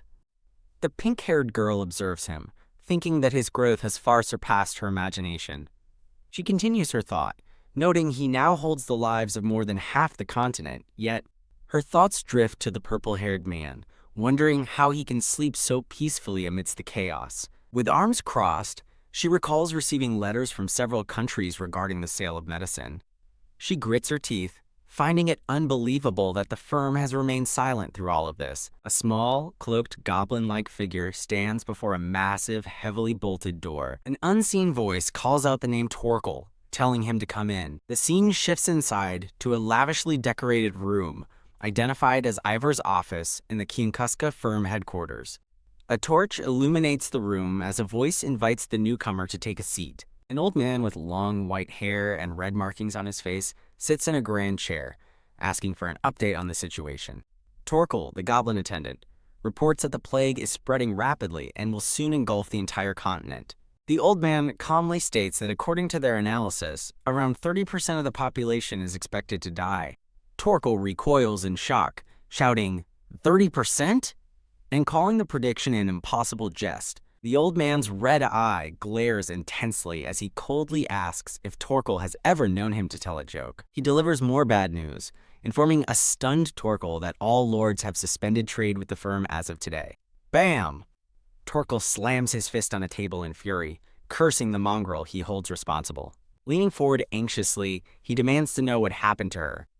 The old man calmly replies that he has been unable to make contact with her. With a slight sneer, he declares it's safe to assume she planned to betray the firm. The old man reveals a report stating that an employee named Lapis Lazuli was at the plague's origin and is now monopolizing herbs for a cure under Demon Lord Dantalian's orders. He scoffs at the idea, declaring that not even gods could pull off such a feat, and concludes the plague was intentionally created. Torkel processes the horrifying implication, realizing someone must have started the plague on purpose, leading to the current crisis. The old man speculates on the mastermind, briefly considering Lapis but dismissing her as too weak, leaving Torkel to wonder who else it could be. Torkel nervously suggests Dantalian might be behind it, but the old man scoffs, stating Dantalian lacks the capability. He dismisses both Dantalian and Lapis as nothing more than small fry and insignificant pawns in a larger game. Terrified, Torkel questions if it's truly possible for someone to intentionally create and spread such a deadly disease. The old man narrows his glowing red eyes, confirming that he can think of one person capable of such a monstrous act. Gulp. Torkel swallows hard in dread, realizing with terror who the old man is implying. The old man names his suspect, the immortal monarch, the continent's most brilliant necromancer, and the god of black magic and diseases. A menacing shadow with a fiery hand appears as he reveals the name, the 8th-ranking demon lord, Barbatos. Torkel agrees that Barbatos would be capable of it, remembering her long-standing hatred for humans. A chilling image depicts a scythe-wielding figure, representing Barbatos, standing atop a mountain of skulls beneath a full moon. Torkel worries that if the plague continues, it could drive humanity to extinction. The old man scoffs, stating that such destruction is simply the nature of a demon lord. Panicked, Torkel asks what their plan is, now that they believe Barbatos is involved. He reminds the old man that the firm's success was built on good relationships with numerous demon lords. He insists they will need strong evidence and preparation if they plan to confront a demon lord. Smirking, the old man claims they already have solid evidence and will force Lapis and Dantalian to confess everything. Leaning back in his chair, he confidently announces that he has already taken action. With a cruel, toothy grin, he vows to make them regret ever defying him. Torkel sweats profusely, terrified by the old man's menacing declaration. A green-haired woman in a business suit suddenly appears in the room, startling Torkel. Bwahaha. The old man laughs heartily as the woman hands him a sealed scroll. The scroll magically ignites in his hands the moment he touches it. He continues to laugh with wicked delight, as the message turns to ash and flame. His eyes glowing with malevolent energy, he orders Torkel to report everything they know to Her Highness Paimon. The green-haired woman looks shocked by the name, as Torkel nervously accepts the command. Torkel reasons that since Her Highness Paimon and Barbatos are on bad terms, Paimon will surely cooperate with them. Bwahaha. From a pool of darkness, a voice laughs maniacally, questioning if those brats dare to stand up to him. What? Torkel screams Sir Ivar's name in horror as the grand chair is violently splattered with blackness. As a sinister red energy crackles, an unseen voice eagerly whispers that it can't wait. Torkel sweats in terror as the energy swirls and the voice chuckles, promising to take them one by one. Blood drips from the old man's mouth, staining his white collar in a gruesome display. With glowing red eyes, the vampire-like old man sinks his fangs into the green-haired woman, vowing to add her to his living doll collection. Looking grave, she holds up a letter, announcing they have just received a summons as he questions her. The purple-haired man's eyes narrow as he repeats her words, pondering the meaning of a summons. A woman with reddish-pink hair and a glowing blue eye remarks that a meeting has been suddenly initiated, then lets out a soft laugh. Elsewhere, a hooded old man with a glowing red eye declares that it is about to start. A declaration thunders through the darkness. The demon lords who rule the world are all gathering. The pink-haired girl looks on, a bead of sweat tracing down her cheek as she processes the news. Grinning with malicious glee, the old man Ivar announces that a Walpurgis night will be held. The scene shifts to a bright, magical sky as a cheerful song about a dream world begins. The song continues with a la la la la as a witch's hat comes into view. A witch with green-tinged hair playfully asks her sister about their next client. A blonde witch smiles, revealing their client is His Highness, the demon lord Dantalion. She gossips that Dantalion fell in love with a half-succubus, half-human. The other witch swoons over the romantic idea of forbidden love. Assuming he must be a true gentleman, the blonde witch interrupts, cautioning her companions not to pry too deeply into his personal life. As a dark castle looms in the distance, she announces that they are almost there. From the mouth of a dark cave, a voice urgently calls for Your Highness to hurry. The pink-haired girl stands at the cave's entrance, shouting for Her Highness to come. The purple-haired man, Dantalion, emerges with an annoyed expression, questioning why he has to go. He rubs his tired eyes, clearly irritated by the summons. The pink-haired girl scolds him, asking how a demon lord could be ignorant of such an event. She then asks if he has ever participated in one before.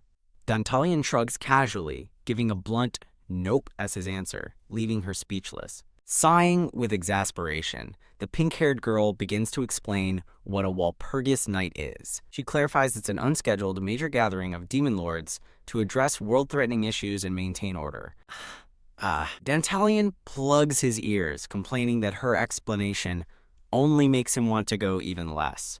The pink-haired girl's eyes narrow sternly as she prepares to reveal the crucial detail. She informs Dantalion that the meeting's subject is the plague, and its location is Niflheim. She points out that the Kiankuska firm's headquarters is there, strongly implying their involvement. She concludes the firm likely called the meeting and will use his monopoly on the cure against him if he doesn't attend. Dantalion's eyes sharpen as he realizes the firm will invent a reason to crush them. Cursing his luck, he laments that it's just one problem after another. He concedes that it would indeed be bad if the firm decided to use force against them. Resigned, Dantalion acknowledges the situation with a simple, "I see." He smirks slyly, musing that they can resolve a discussion, and if worst comes to worst, he has a plan. Dantalion reveals his trump card, confidently stating that he has lapis lazuli on his side. He grins, explaining that this is precisely why he spent so much money on her. Lapis interrupts his confident scheming by asking the practical question of how they will even get to Niflheim. Dantalion reasons that the firm would prefer he not attend, so they must be planning an ambush. Looking down at a device in her hand, Lapis grimly states that their ambushers should arrive any moment. The whimsical song about a magical sky suddenly resumes. The La La La tune continues as colorful musical notes fill the air. Chant a spell. 1, 2, 3, hinting at an imminent arrival. A cheerful witch sings as she and her sisters fly through the sky on broomsticks. Suddenly, Dantalion's eyes widen in shock at the sight before him and Lapis. A young, blonde witch with elf-like ears gracefully descends from the sky on her broom. She lands softly on the ground, coming to a gentle stop. Clasping her hands, she formally greets Dantalion, offering her services to escort the great demon lord. She and 4 identical-looking witches kneel, introducing themselves as the Betrayal sisters. Dantalion stares in disbelief, utterly bewildered by their appearance. Whispering to Lapis, he questions if they can rely on a group of kids for their journey. Lapis calmly explains that witches contracted to a demon lord cease to age for eternity. Therefore, she concludes, their youthful appearance is actually proof of their immense talent. Stunned, Dantalion realizes they are likely centuries older than him, making him feel foolish. Humbled, he collects himself and admits that his initial judgment was very rude. Facing the witches, Dantalion formally thanks them and entrusts himself to their care. As Dantalion turns away, Lapis watches him with a fond look, before quickly insisting nothing is wrong when he notices. The lead witch announces their departure, shouting, "Hup!" as she begins to cast a spell. Thud! A massive, ornate throne attached to a broomstick materializes, and she invites them to board. Dantalion sits awkwardly beside the witch, on the flying throne, looking unsure, but she reassures him. As they fly, the witch gives a formal announcement, thanking him for using their services. Lapis rides with another sister as they all journey towards their destination, Niflheim. The scene transitions to a magnificent, stoic statue of a winged angel. They have arrived at Niflheim Hermes Square, a bustling city under the light of a full moon. The lead witch checks on Dantalion, concerned about his well-being after the 6-hour flight. Dantalion graciously dismisses her concern and invites the Betrayal sisters to join them for dinner. Overjoyed by his offer, the 3 witches blush and eagerly accept. The lead witch excitedly offers to lead the way to a place she knows, and Dantalion agrees. Lapis watches, with a concerned expression, questioning his decision. Dantalion cuts her off, insisting he's exhausted from the journey and desperately needs a drink. Lapis responds with a silent, intense stare. He confidently tells her not to worry, believing no one would be foolish enough to attack a demon lord here. Inside a rowdy tavern, a goblin, a werewolf, and another monster raise their glasses in a toast. As they walk through the lively streets, Lapis remarks that it's a place where anyone can be themselves. The blonde witch points ahead, cheerfully announcing that their destination is close. Dantalion suddenly looks over his shoulder, a hint of suspicion in his eyes. A man screams, "Are you fucking kidding me?" as he brutally stomps on a terrified man cowering on the floor. He continues his tirade, complaining about the terrible alcohol, chairs, and customer service. He furiously questions how the establishment dares to try and earn money with such poor quality. Stomping the man again, he screams that worthless old people should just disappear as Dantalion and Lapis look on. Lapis looks at her master and quietly confirms something with a simple, "Yes." Dantalion glares at the scene with cold contempt, asking, "Who is that trash?" Lapis identifies the assailant as the 72nd ranked demon lord, Andromalius. A narrator explains there are 72 demon lords, with Dantalion ranked just above Andromalius at 71st. Dantalion approaches the bar, and the terrified man he just saw being beaten looks up as he says, "I see now." He calmly takes a sip of wine, his expression unreadable. Standing outside, Dantalion raises his glass in a mock toast as Lapis and the witch watch. Lapis's eyes narrow, her gaze sharp and focused. Dantalion lets his wine glass slip from his fingers, musing that this trip will be more fun than I expected, he declares, with a wicked predatory grin. The narrative reveals that this world is the setting of a fantasy game about defeating the 72 demon lords.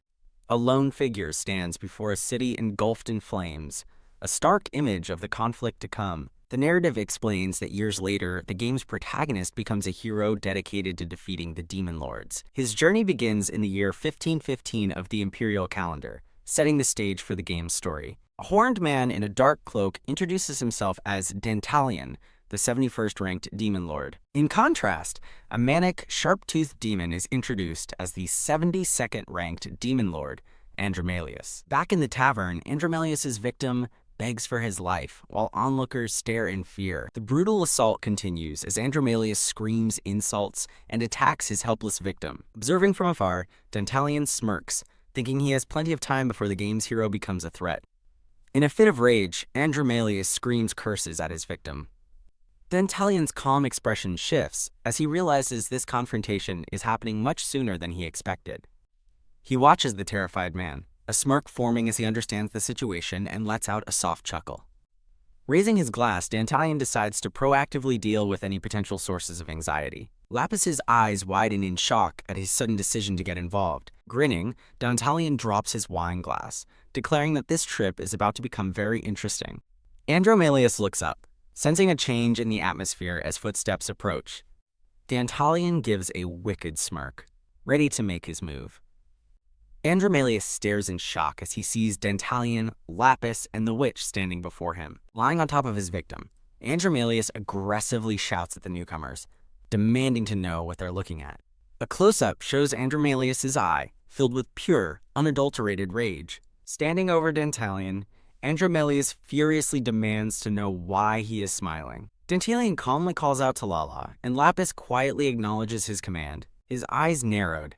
Dantalion asks if their new acquaintance, Andromalius, has any bodyguards. Lapis reports that he has no guards and spends most of his time gambling at a casino in Niflheim. She adds that he's known for abusing his power and is considered an absolute disgrace among demon lords. Dantalion smiles, satisfied with the intel he's gathered for his plan. As Andromalius stomps furiously, Dantalion casually asks Lapis for her opinion on the other demon lord's outfit. Andromalius's eyes widen in disbelief as he notices the horns on Dantalion's head, realizing he's facing another demon lord. A shadowy figure in the background correctly identifies Lapis as a half-breed succubus. Realizing they are the notorious pair everyone has been whispering about, Lapis urgently warns her master not to do anything rash, explaining that conflicts between demon lords are extremely complicated. Dantalion scoffs at her mention of the common law, dismissing her caution. Lapis explains that demon lords are the highest-ranking beings, with the power to destroy the world.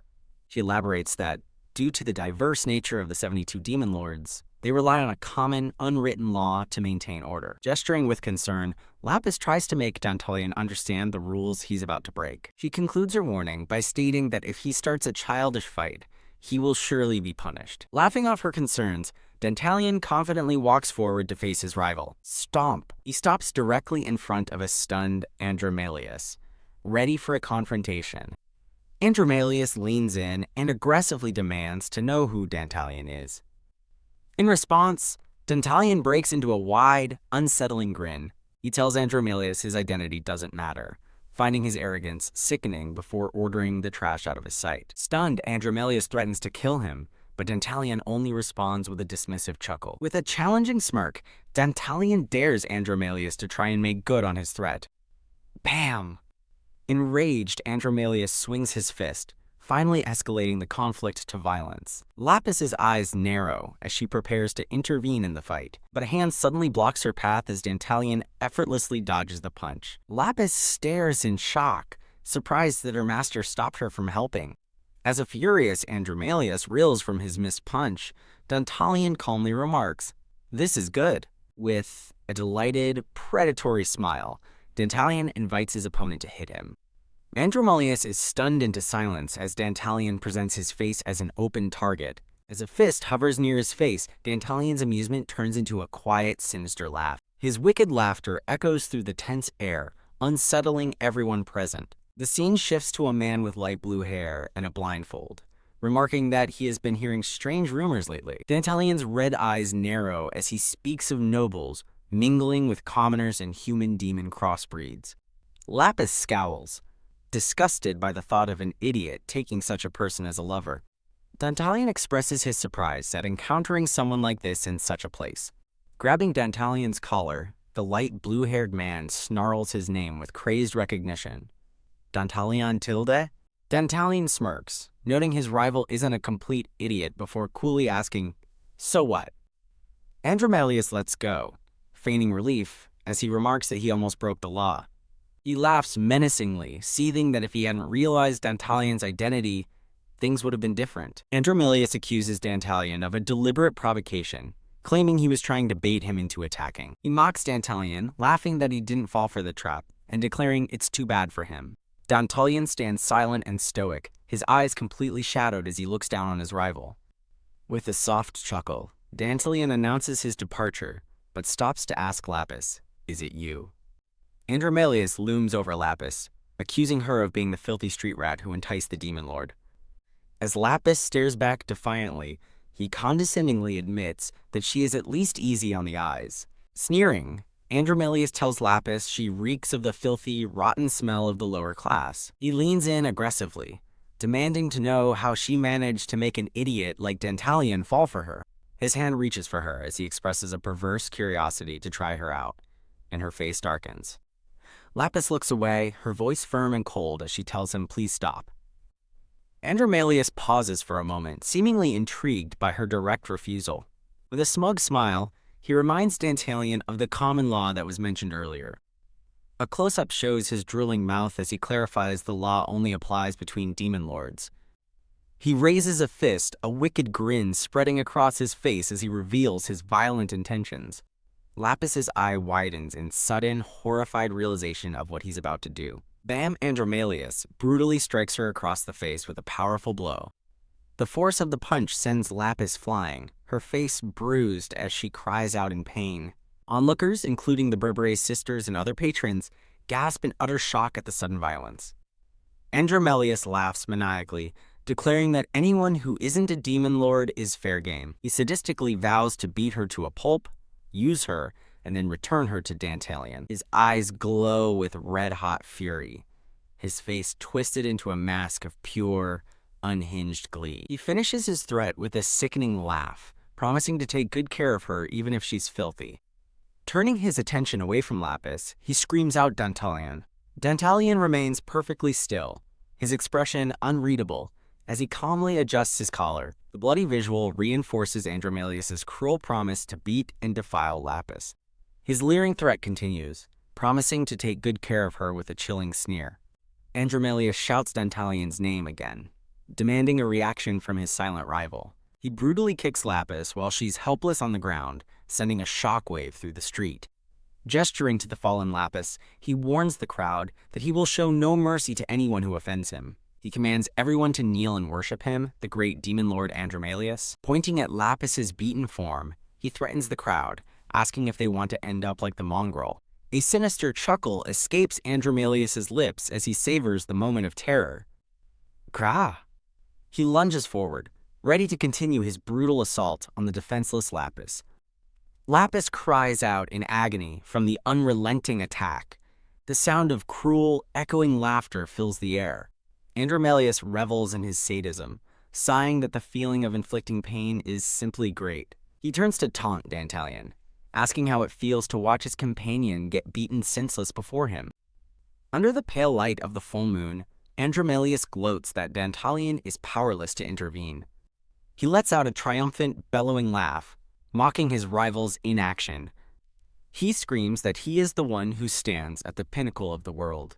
Reaching the height of his egomania, he proudly declares his full name and title. Andromelius's triumphant expression falters as he notices Dantalion smiling, demanding to know what's so funny. A purple-haired man with a single red horn dismisses a conversation as arrogant rambling, then wonders aloud how many will truly follow his rival. A man with light blue hair and a single horn erupts in fury, calling his opponent a sore loser. The purple-haired horned man coolly states that if they don't follow, he'll just use force, like he did with the filthy crossbreeds. A close-up reveals his smug, confident smirk. He continues to mock his rival, asking if there's anyone in the world he has ever successfully overpowered. The light-haired horned man is left speechless and stunned by the sharp rebuke. His eye twitches with rage as a figure is seen lying on the cobblestones below. The pink-haired horned girl, Lala, bruised but defiant, rises to her feet. The light-haired horned man glares down in disbelief and curses at the newcomer. Enraged, he threatens Lala, declaring that she should have stayed quiet and must now wish to die. A close-up shows Lala's determined blue eyes, undeterred by the threat. Erg! The light-haired horned man roars in fury, incensed that she dares to look at him with such defiance. Screaming that she is a disgusting mongrel, he throws a powerful punch directly at her face. His eyes widen in utter shock at what happens next. What? His fist is stopped just inches from Lala's face by an unseen force, leaving her completely unharmed. She remains silent, her bruised face showing no fear or reaction. An unseen voice warns her not to get cocky. A fist clenches tightly as the voice belittles her as a shitty little insect. Who should kneel before him? The man now identified as Andromalius bellows, questioning who she thinks he is, while a blonde witch watches in horror. The purple-haired horned man, Dantalion, watches the confrontation silently with a thoughtful expression. As his fist flies, Dantalion begins to explain that Lala is someone. Lala glares back at Andromalius, her resolve unbroken. Dantalion reveals Lala grew up as a crossbreed in the slums and is used to being beaten, just as Andromalius unleashes his rampaging fist. As the punch connects with Lala's face, Dantalion confidently states that an attack like that won't hurt her. "You bitch!" Andromalius screams in a blind rage. He furiously reminds her of his status, shouting, "I am a demon lord, a king of this world," as he continues his brutal assault on the unflinching Lala. Gra! Andromalius unleashes a final, powerful blow, grabbing Lala by the head. As the assault continues, a hand quietly reaches out, apologizing as it borrows a dagger from a nearby table. Andromalius pants, bewildered and frustrated that the woman doesn't even flinch despite his power as a demon lord.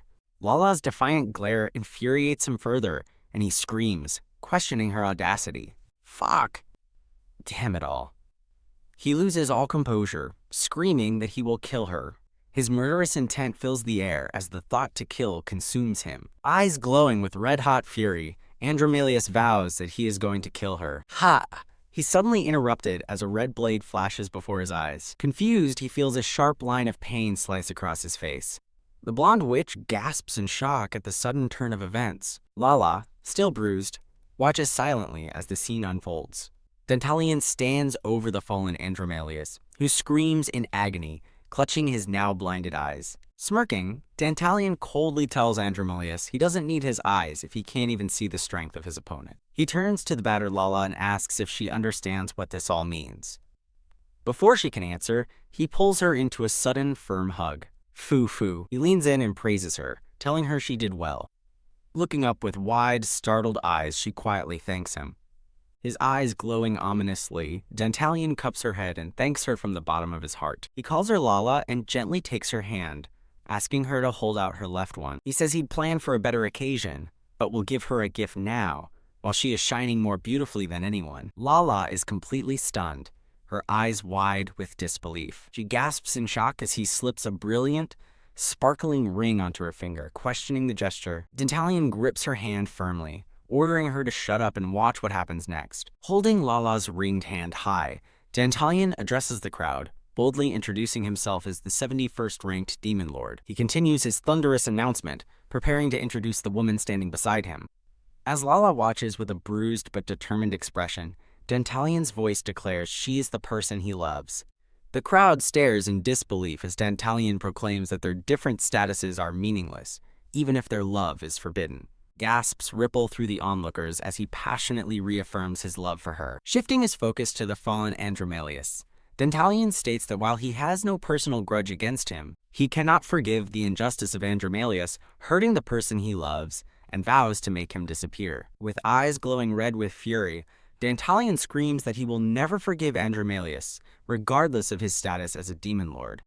A declaration hangs in the air, reaffirming his identity as the 71st ranked demon lord, Dantalion. He proudly displays the sparkling ring on Lala's finger, who looks down with a tear tracing a path through the grime on her cheek. Raising her hand again for all to see, Dantalion repeats his introduction of the person beside him. The words echo with deliberate weight, emphasizing that she is the one. Staring down with fiery determination, Dantalion holds Lala's hand aloft and shouts his love for her to the world, while the crowd murmurs in shock. Dantalion's voice points an accusing finger at Andromalius for his crime. Dantalion pulls Lala into a protective embrace, condemning Andromalius for hurting the woman he loves. He bellows that he cannot forgive this transgression, even from a fellow demon lord. Two men in the crowd stare in utter shock, unable to believe what they are witnessing. The two witches look on, stunned, as one realizes he's breaking the demon lord's law for his lover's sake. Turning to Lala, Dantalian softly calls her name and tells her to step back and watch, before a confident smirk spreads across his face. Dantalian's voice booms, questioning the people's submission to such an unreasonable demon lord. He stands before the crowd with arms outstretched, commanding their full attention. With Andromalius still writhing on the ground, Dantalian challenges the onlookers, asking how long they will continue to submit to him. He gestures to a bruised old man, asking the people if they are truly okay with the current state of affairs. A green-skinned citizen with small horns looks on, sweating with unease. A shadowy figure with glowing red eyes emerges as Dantalian questions the very existence of justice in their world. Now bearing demonic horns and a wild grin, Dantalian asks the crowd if Andromalius doesn't deserve to face judgment. Ah. A pained sound echoes through the tense silence. Andromalius, still clutching his bleeding face, dismisses the talk of judgment and demands they listen to him. He seethes, reminding everyone that he and Dantalian are only separated by a single rank. Struggling to his feet, Andromalius accuses Dantalian of getting carried away and violating the common law by attacking him. He screams with rage, turning the accusation back on Dantalian and declaring that he is the one who will be judged. Collapsing to the ground, Andromalius desperately calls for someone to seize Dantalian. An orc and an elf in the crowd nervously agree, noting that Dantalian has indeed violated the common law. As the crowd hesitates, Andromalius furiously threatens to kill every one of them if they don't act. Laughing maniacally through the pain, Andromalius scoffs at Dantalian, declaring he has no right to judge him. Fufu. Dantalian chuckles, standing over Andromalius, who looks up in startled confusion. Dantalian coolly questions his opponent's arrogance, stating that he has misunderstood the entire situation. Ha! And Andromalius stares back, his face a mask of bleeding, confused fury. Raising his hand, Dantalian once again commands the attention of the people of Niflheim. He declares that in the sacred name of the demon lords, he will now pass judgment on Andromalius, stunning the crowd into silence. A confident, almost predatory smile plays on Dantalian's lips as he looks down. He dramatically extends his hand, announcing that he will leave the final verdict to the will of the people. The diverse crowd of citizens stands speechless, processing the unprecedented offer.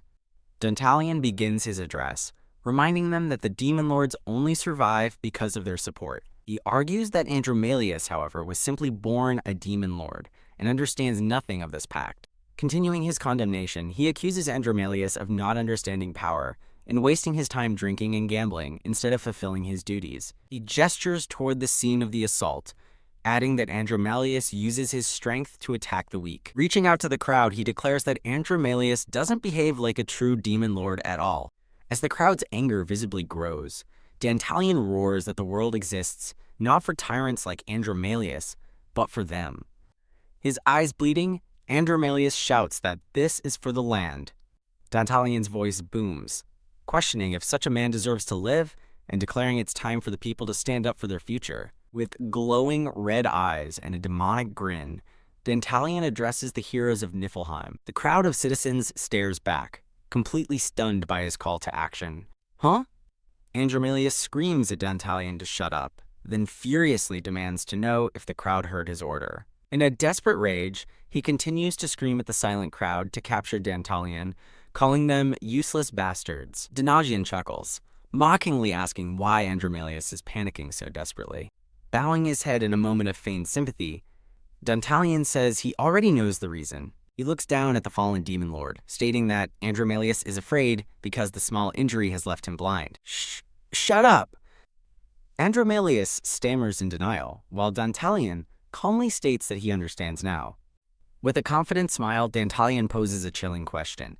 If he's blind, he wouldn't even know who killed him, would he? Shut up. Andromalius shrieks in pure terror. A sword is suddenly thrust deep into Andromalius's back.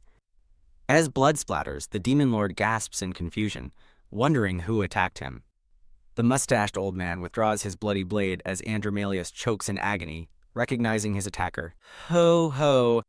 Dantalion grabs the stunned Andromalius by the collar. With a sinister smile, Dantalion leans in and thanks his defeated rival. What?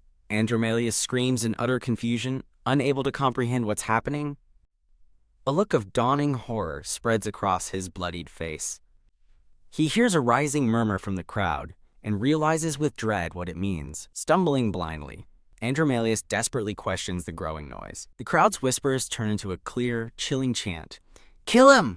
A rock strikes Andromalius in the head as the crowd's cry to kill him grows louder. The violent chant echoes through the square, growing in intensity.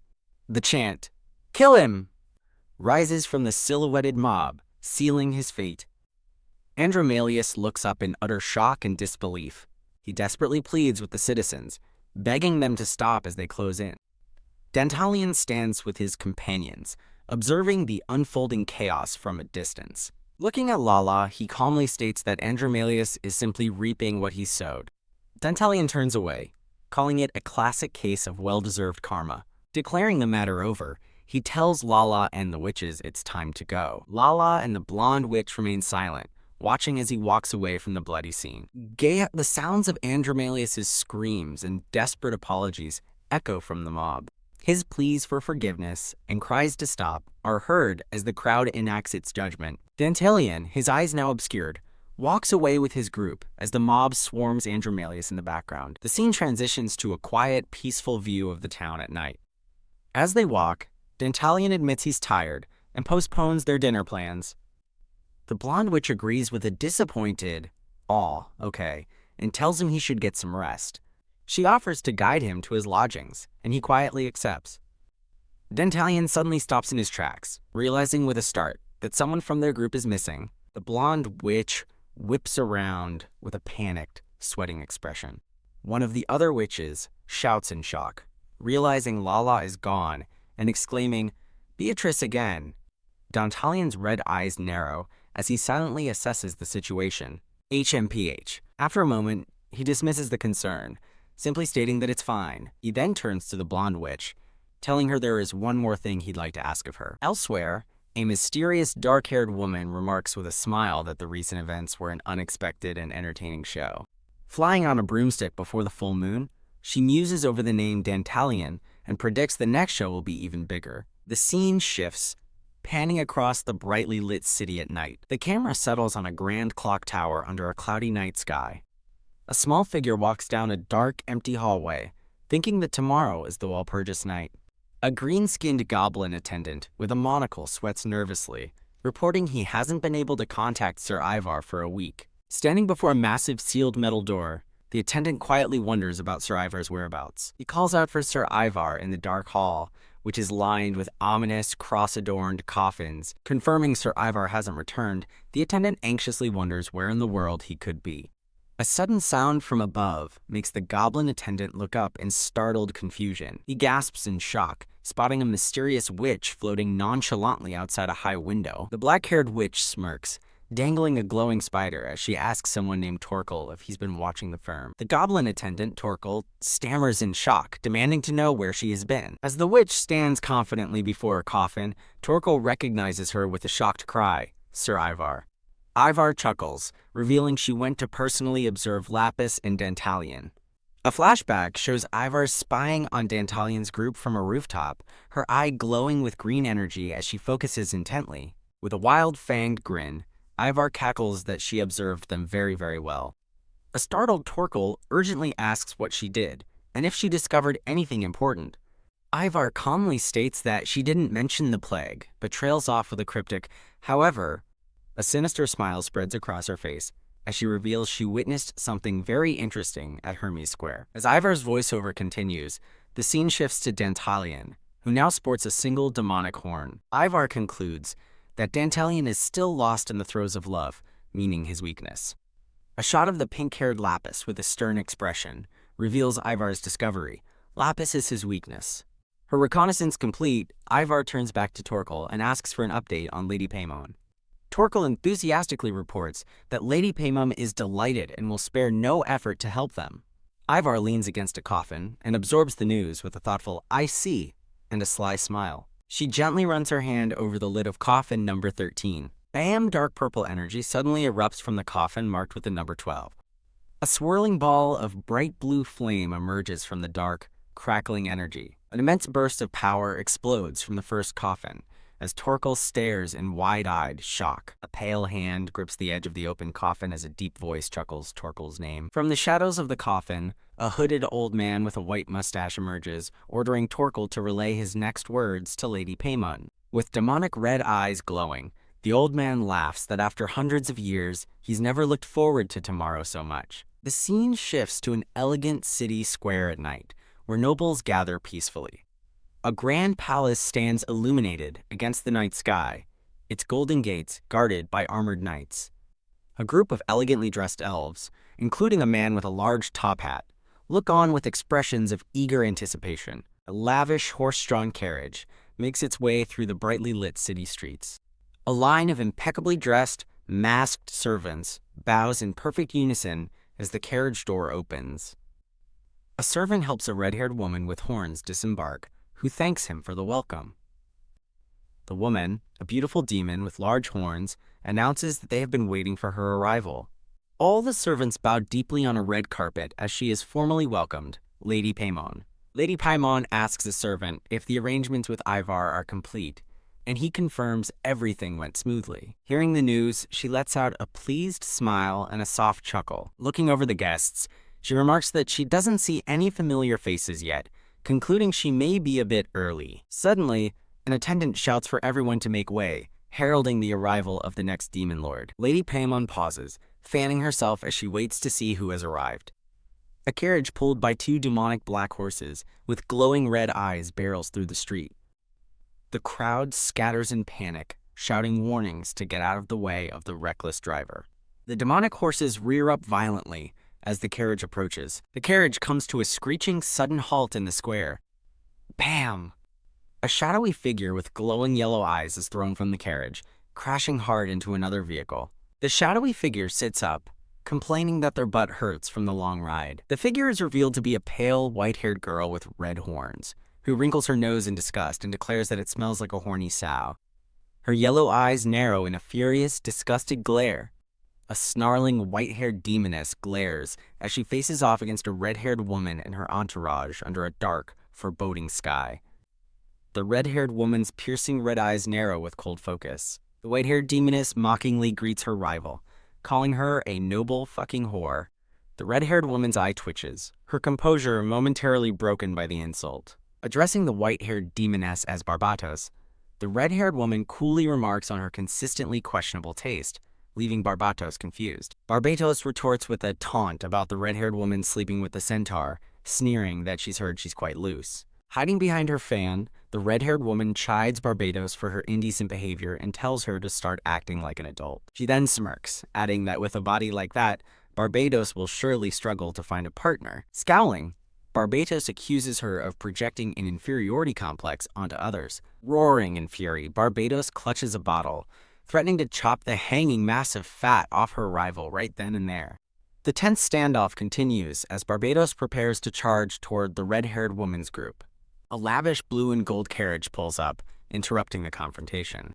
An attendant shouts for the crowd to make way, announcing the arrival of another demon lord. Barbatos turns with a snarl, wondering who has just arrived. From the carriage emerge a stoic, purple-haired man with a horn and his pink-haired female companion. The crowd murmurs in recognition, identifying the newcomers as the rumored pair. The pink-haired girl's gaze meets Barbatos' glare across the tense courtyard. The pink-haired girl quietly asks her companion about the people gathered there. Looking ahead, the purple-haired man calmly responds that he knows. A slight smirk crosses his lips as he notes that everyone seems to know exactly who they are. The new couple stands opposite Barbatos, who glares at them with intense hostility. The red-haired woman turns her back to Barbatos, her attention now fixed on the newcomers. The purple-haired man glances at his companion with a confident look and simply says, "Let's go." The scene flashes back to 30 minutes before their arrival at the Walpurgis night venue.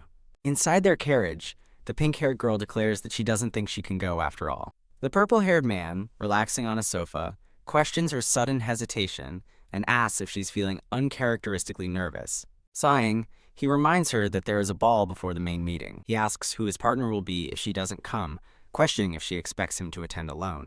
The pink-haired girl stares at him with a serious, unwavering expression, remaining silent. He leans forward, asking if her mood is still about what happened yesterday. Her thoughts drift to a memory of him standing protectively beside her during a past conflict. In a vivid flashback, he roars with demonic fury to defend her as she tearfully declares he is the one she loves, thinking to herself she had no choice. Back in the present, the purple-haired man gazes out the window, lost in thought. She explains her apprehension, stating that Walpurgis Night is an exclusive event for demon lords and high-ranking demons. She concludes that it is improper for someone like her to set foot in such a place. He sighs, asking if she's still worried about her status before finally conceding with a fine. He declares that she is now officially his fiancée and tells her to stand by his side with confidence. Grinning with determination, he says they shouldn't disappoint everyone who is eagerly awaiting their arrival. Gulp. She swallows hard, blushing as she silently processes his bold declaration. Sitting across from him, she wonders what on earth is going through his mind. Staring at her reflection in the window, she recalls thinking his lover act was just an excuse to borrow money. She contemplates the serious nature of the meeting, where war could break out and affect tens of thousands of lives. With the main topic being the plague, she also worries about the incident from the previous day. Her thoughts race as she wonders how he plans to handle the situation. She stares at his calm profile, questioning how he can remain so composed. The scene returns to the present as their carriage pulls up to a grand castle, the driver announcing their arrival. The purple-haired man's eyes narrow slightly, sensing the tension outside. Startled, the pink-haired girl looks out the window, her expression filled with alarm. She offers to go out first, but he stops her with a light laugh. He extends his hand to her with a confident smile, declaring it's time to show off. Dantalian extends his hand with a charming smile, inviting his companion to step onto the red carpet with him. Lapis hesitates, a drop of sweat on her cheek as she stares back, uncertain. As Dantalian gestures for her to exit the carriage, a dejected Lapis remains still, lost in thought. A low rumble emanates from Dantalian as he smirks, considering the situation. Looking out, Lapis urgently warns him about the tense crowd gathered outside the carriage. Outside, the red-haired woman and Barbados glare with menacing intensity, their animosity palpable. The two demon lords, Barbados and the red-haired woman, stand locked in a hostile confrontation. Stepping onto the red carpet, Dantalian and Lapis walk directly toward the tense standoff, with Barbados watching. With a polite bow, Dantalian formally addresses the two demon lords, greeting Lady Paimon and Lady Barbados. A sly smile crosses his face as his name is uttered with significance. Dantalian. Enraged, Barbados warns the low-ranking trash not to speak to her, her fury radiating in a purple aura. Dantalian bows deeply in a grand, almost mocking apology, claiming youthful ignorance. Still bowing, he flatters them, claiming to have never met anyone as great as the two of them. His eye glows a menacing red, as he adds a subtle, challenging condition to his apology. Barbatos grits her teeth, silently sizing him up with growing suspicion and annoyance. She turns away with a dismissive HMPH, clearly unimpressed by his display. Waving a bottle, Barbatos dismisses his act, telling him to stop and that it's no big deal. Lapis watches the exchange with a confused and worried expression. Barbatos turns her back and walks away, leaving Dantalian to silently watch her departure. As she walks, Barbatos notes his complete lack of fear, finding his confidence strange for a bottom-tier demon lord. A wide, wicked grin spreads across her face as she muses. So that's Dantalian, huh? Barbatos laughs, now standing beside Paimon as they both turn their attention to him. Lady Paimon narrows her gaze, her red eye studying Dantalian with silent intensity. Ugh. Dantalian sighs, watching her turn away and muttering to himself how annoying she is. Lady Paimon now approaches, formally addressing Lord Dantalian and stating she has heard much about him. Dantalian stares back at her with a grim, unwavering expression. Hiding her expression behind a fan, Paimon's attention shifts to the person standing behind him. Lapis kneels respectfully, introducing herself as Lapis Lazuli, a humble servant to Lord Dantalian. Paimon lets out an interested, "Oh ho," her curiosity piqued by the introduction. Lapis looks up, her eyes wide with apprehension as she awaits Paimon's reaction. Paimon bursts into laughter, her amusement mixed with a sudden, sharp realization. Leaning in, Paimon comments on Lapis's beautiful face, startling her with the close attention. Dantalion's red eyes narrow, watching Paimon's actions with a sharp, protective glare. Stepping in, Dantalion smoothly dismisses her comment, flattering Lady Paimon by declaring her beauty is unmatched. Pleased by his words, Lady Paimon smiles and chuckles softly. She turns the compliment back on him, noting his handsome appearance, and he graciously accepts her praise. Leaning closer, she laughs softly and suggests they have a longer conversation later. With a final laugh, she turns to leave with her followers, bidding him farewell for now. Dantalion and Lapis stand in silence, watching intently as Paimon and her group depart. A wide, satisfied grin appears as Dantalion muses on how entertaining the encounter was. He turns to Lapis, ready to proceed, but stops short when he notices her expression. Seeing her pale and distressed face, he asks what's wrong. Staring at the moonlit castle, Lapis laments that she never has enough lives for situations like this. Inside, a lavish ballroom is filled with a diverse crowd of elegantly dressed demons and monsters. As they enter the grand hall, Dantalion calmly remarks on the impressive venue. He turns to Lapis, asking if she has noticed the atmosphere in the room. Lapis confirms that she has, her gaze sharp and her expression tense. A grim smirk crosses his face as he realizes that apparently there's no way out. He notes that there's no escape as the eyes of the other guests lock onto them with hostility. He concludes that from this moment forward, it seems everyone in the hall is their enemy. Lapis looks up into the vast ornate hall, realizing with dread that someone is paying attention to them. They stand alone in the center of a grand ballroom, the isolated focus of countless shadowed figures. With a nervous glance, her blue eyes betray a deep sense of unease. Dantalion observes the elegantly dressed elves, noting that everyone in the hall seems to be watching. While the guests appear indifferent at first glance, he senses a hidden, intense scrutiny. He and Lapis stand perfectly still on the checkered floor, feeling the pressure of the room's gaze. A closer look reveals their eyes are glowing a menacing red. They are all looking directly at them. Realizing there is no escape, Dantalion simply smirks, accepting the challenge with a quiet laugh.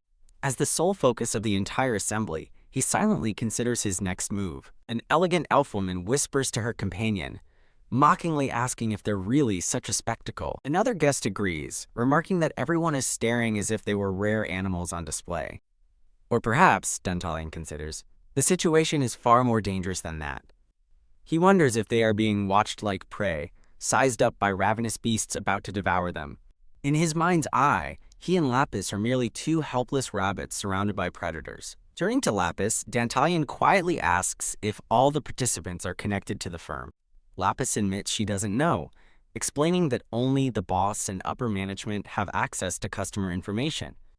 However, she pulls out a document, stating that according to the list of participants, she has some information. She reveals that about 40% of the guests belong to Lady Paimon's faction. Another 40%, she continues, are aligned with the faction of Lady Barbados. The final 20%, she concludes, are members of Lord Melbus's faction. Dantalion scans the room, wondering how many of these powerful figures are secretly puppets of the firm. He thoughtfully considers the firm's strategy, trying to anticipate their plan. His thoughts turn to a more pressing matter, finding a way to escape this trap. As candles flicker and smoke rises, an unseen event quietly begins to unfold. A mysterious white-haired man with pointed ears silently watches the proceedings from the side. Whoosh! A single ornate torch suddenly ignites with a brilliant blue flame. One by one, torches around the hall flare to life with the same eerie fire, drawing everyone's gaze upward. A massive floating brazier ignites directly above Dantalion and Lapis, bathing them in its supernatural light. As the flames crackle ominously, they both watch intently, waiting for what comes next. Now, a voice booms through the silent hall, signaling the start of the event. An imposing figure steps forward, formally welcoming all those present to Walpurgis Night. An old, white-haired man with a cane takes center stage, announcing he will be presiding over the meeting. With a stern glare, he introduces himself as Ivar Lodbrok of the Kiankuska firm. A dark, knowing smile spreads across Dantalion's face as his eyes glow red with intensity. Lapis looks up at him with concern, a single bead of sweat tracing her cheek. She inwardly panics, recognizing Ivar as an ancient vampire and the powerful owner of Kiankuska. Ivar turns his attention to Dantalion, mockingly attributing the gathering to his presence. Dantalion covers his mouth, breaking into laughter as he pieces the puzzle together. So this is how it's going to be, he muses, his visible eye burning with dark amusement. The boss himself has appeared, he realizes, finally confronting the head of the firm. A cruel, confident smile plays on Ivar's lips as he savors the moment. Ivar's predatory gaze shifts to Lapis, declaring he's finally found her. A menacing, glowing red scythe blade materializes at her feet as Ivar speaks her full name, Lapis Lazuli. He condemns her for becoming the lover of a demon lord, calling her a horrible woman as an image of her burns in pink flame. "This is it," Ivar proclaims to the assembly. "Tonight, I will witness your downfall." Just as Ivar begins to declare the night open, an arrogant voice cuts him off, telling the old man he's been yapping for too long. Gulp, gulp! Lady Barbados casually chugs a bottle of wine, blood and drink dripping from her lips. As Dantalion and Ivar exchange tense glares, Barbados complains that her long journey has left her wanting a rest. Wiping her mouth, she insults Ivar, stating it's no fun having a stinky old man with bad breath as the host. She demands a drink, declaring his weak and boring hosting is making her feel sick. With a cunning smile, Dantalion privately eggs her on, believing Barbados can succeed. Enraged, Barbados turns on Ivar, furiously demanding to know if the old man is challenging her. Ivar meekly bows his head, hastily denying any intention to challenge her. His placating demeanor shatters as his red eye glows with hidden, murderous intensity. A woman's foot steps forward as she coldly tells Barbados to know her place. It is Lady Paimon, who declares she is ashamed of Barbados and reminds her that Ivar arranged this event. Chugging her bottle, Barbados snarls and insults Paimon with a vulgar curse. She furiously hurls the empty bottle, which smashes to pieces at Paimon's feet. Pointing an accusatory finger, Barbados tells Paimon to go home and stop acting so high and mighty. Paimon sighs with disdain, mocking Barbados's vulgarity and suggesting she has the mind of a child. She continues to condescendingly lecture Barbados on etiquette, a concept she claims the other will never grasp. Shaking with rage, Barbados clenches her fist and screams at Paimon to come and fight her. Fanning herself, Paimon laughs mockingly, asking if her words have made Barbados angry. Seething with uncontrollable fury, Barbados glares back, her eyes burning with a hellish golden light. Menacing, dark purple aura erupts around her as the two demon lords face off. The air crackles with tension as Barbados and Paimon lock eyes, ready to clash. As their confrontation intensifies, a new presence makes itself known, stopping them both. A stern, monocled demon lord with a fur collar steps into view, his authority silencing the hall. He is identified as the fifth-ranking Demon Lord Marbas, the Demon Lord of Nobility. TSK. Thwarted, Paimon and Barbados both reluctantly stand down with looks of annoyance. Marbas formally apologizes to Ivar for the interruption and instructs him to continue, which Ivar accepts. With a tense look, Ivar acknowledges Lord Marbas's authority and agrees to proceed. Seeing Dantalion clench his fist, a worried Lapis asks what is wrong with Her Highness. A ferocious, power-filled grin spreads across Dantalion's face, his eye glowing with crimson energy. As the tension settles, Ivar's voice rings out once more, officially declaring the start of Walpurgis Night. The key players, Marbas, Ivar, and Paimon, all assume their positions, their expressions grim. Barbatos glares with contempt, while Dantalion and Lapis stand ready, observing the tense assembly. A hush falls over the hall as Ivar prepares to speak again. Ivar stands before the crowd, his expression radiating absolute confidence and control. Paimon watches coolly, her fan held close as she awaits the night's events. Barbatos flashes a sharp, predatory grin, her wild energy barely contained. Lord Marbas maintains a stoic and imposing demeanor, observing the proceedings. Lapis remains by Dantalion's side, her expression serious and unwavering. Dantalion's gaze is fixed forward, his face a mask of cold, calculating resolve. The factions stand divided in the great hall, a silent battlefield awaiting the first move. Lapis looks on with concern, as Dantalion's fist trembles with restrained power. Her worry growing, she quietly asks him what's wrong. A faint, confident smile plays on Dantalion's lips as his eyes remain hidden, in shadow. He internally acknowledges the overwhelming power of the real demon lords surrounding them. Recognizing his own low rank, he knows that a single mistake will be his last. He grimly accepts the reality that these powerful beings could easily rip him to shreds. His thoughts shift to his own grand strategy, to get all the high-ranking demon lords. As Ivar smirks, surrounded by shadowy followers, Dantalion finishes his thought. He will get them all on his side. He envisions himself as a spider, patiently waiting to watch his prey get devoured from a safe distance. Dantalion's eye narrows, burning with a cold, ruthless determination to see his plan through. Just as Ivar prepares to speak, Paimon glances toward him, her own expression unreadable. Ivar addresses the assembly as his friends, beginning his address. However, Paimon interrupts, stating there is something crucial everyone must know before they proceed. Ivar gestures gracefully, granting her permission to speak to the assembly. Lord Marbas also inclines his head, signaling for Paimon to share what she knows.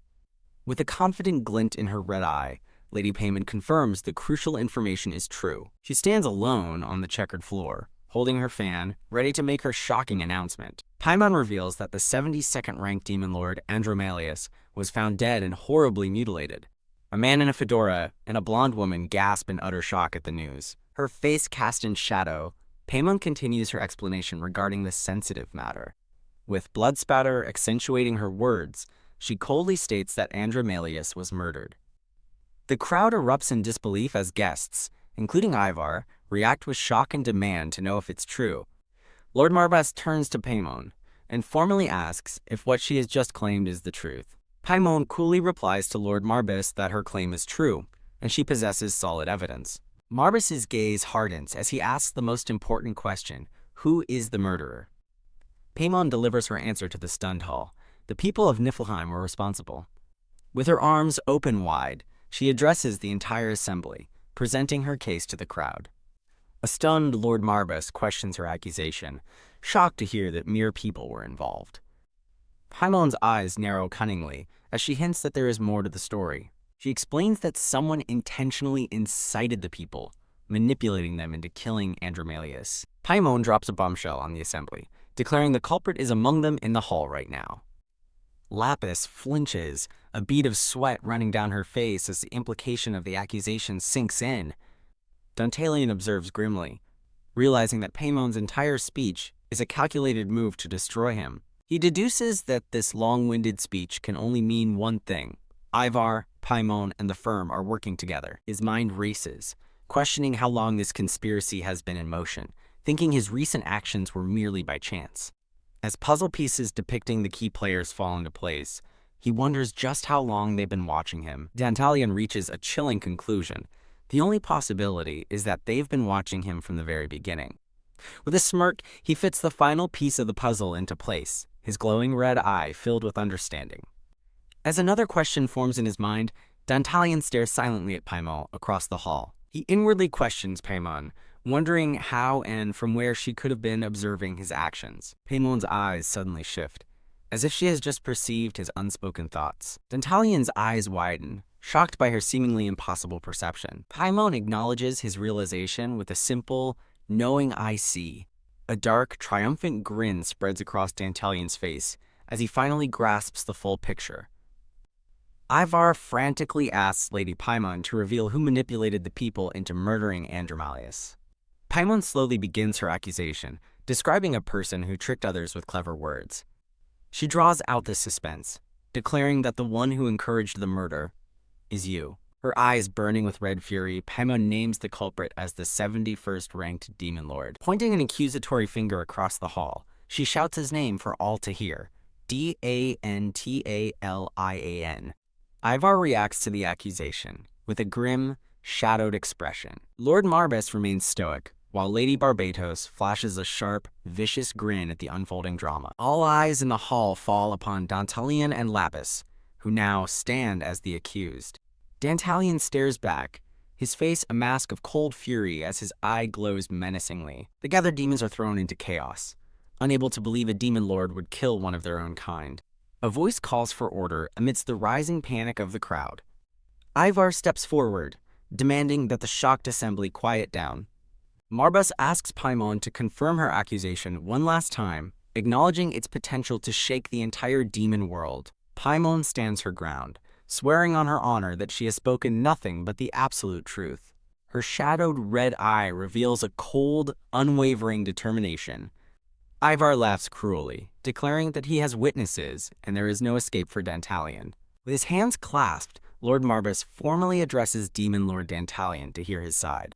Dantalion faces his accusers, Paimon, Marbas, and Ivar, as the entire demonic assembly watches in silence. Ivar's eyes glow with predatory intent, while Lapis looks on with growing worry. Suddenly, both Paimon and Ivar stare in wide-eyed shock at an unexpected development. What on earth did Lord Dantalion just do? With a confident smirk, Dantalion loudly confesses that he was the one who incited the people to kill Andromalius. Lapis reacts in utter disbelief, barely able to speak his name. The shocked demonic assembly demands to know what he just said. As Lapis stares in horror, a furious Paimon glares back at the scene. Dantalion coolly reaffirms his confession, stating that's why he incited the people. He finishes his stunning declaration, specifying he incited the people of Ni5 to kill Andromalius. The swirling puzzle pieces of past events begin to drift through his mind. All the suspicions and doubts start to converge into a single, coherent picture. As the final piece snaps into place over his glowing red eye, Dantalion finally understands everything. He realizes Ivar's clear goal is to join forces with Paimon. They are using the Andromalius incident as an excuse to destroy him and steal the black herb cure. As an image of a blood-splattered Andromalius appears, he knows they're aware of everything that happened. He reflects that his meeting with Andromalius was a mere coincidence, recalling the events of the previous night. He questions how they could possibly know, concluding there's only one explanation. A pair of sinister red eyes gleam in the darkness, as he deduces they've been watching his every move from the start. He remembers that the witch Beatrice of the Barabir sisters also disappeared yesterday. His mind races as he questions the reason they've been watching him. He reasons they wouldn't have gone through this trouble if they knew his plan, as Paimon is shown wreathed in purple flames. He wonders why they didn't act sooner, considering the possibility that they couldn't. The grand hall is filled with shadowy figures, with Paimon, Ivar, and Marbas at the center. A knowing smirk crosses Dantalion's face as he thanks Paimon for making him realize the truth. He recalls noticing the stares from others ever since he arrived at the venue, but as he sees Ivar's grimacing face, he realizes those stares weren't directed at him. It only seemed like they were looking at him, when Paimon was their true focus. He inwardly demands to know who Ivar and Paimon were truly looking at. He thinks logically, concluding it's impossible to predict a plague. Therefore, it's only natural to assume someone intentionally created it. He ponders who could have done such a thing, knowing the first person who comes to mind. He deduces that the suspect Paimon must have had on her mind the entire time is the god of black magic and disease, Demon Lord Barbatos. With a cunning grin, he realizes Paimon and Ivar must have assumed Barbatos was the mastermind, which makes everything clear. As Barbatos grins, he understands they believe he is merely her puppet. A puppet resembling him dangles from strings. They were watching him to learn his connection to Barbatos. He theorizes they avoided a direct attack because it could lead to war with Barbatos and her undead army. That's why they gathered everyone here, a place filled with demon lords and nobles. They planned to attack him publicly, believing he would be forced to confess his ties to Barbatos.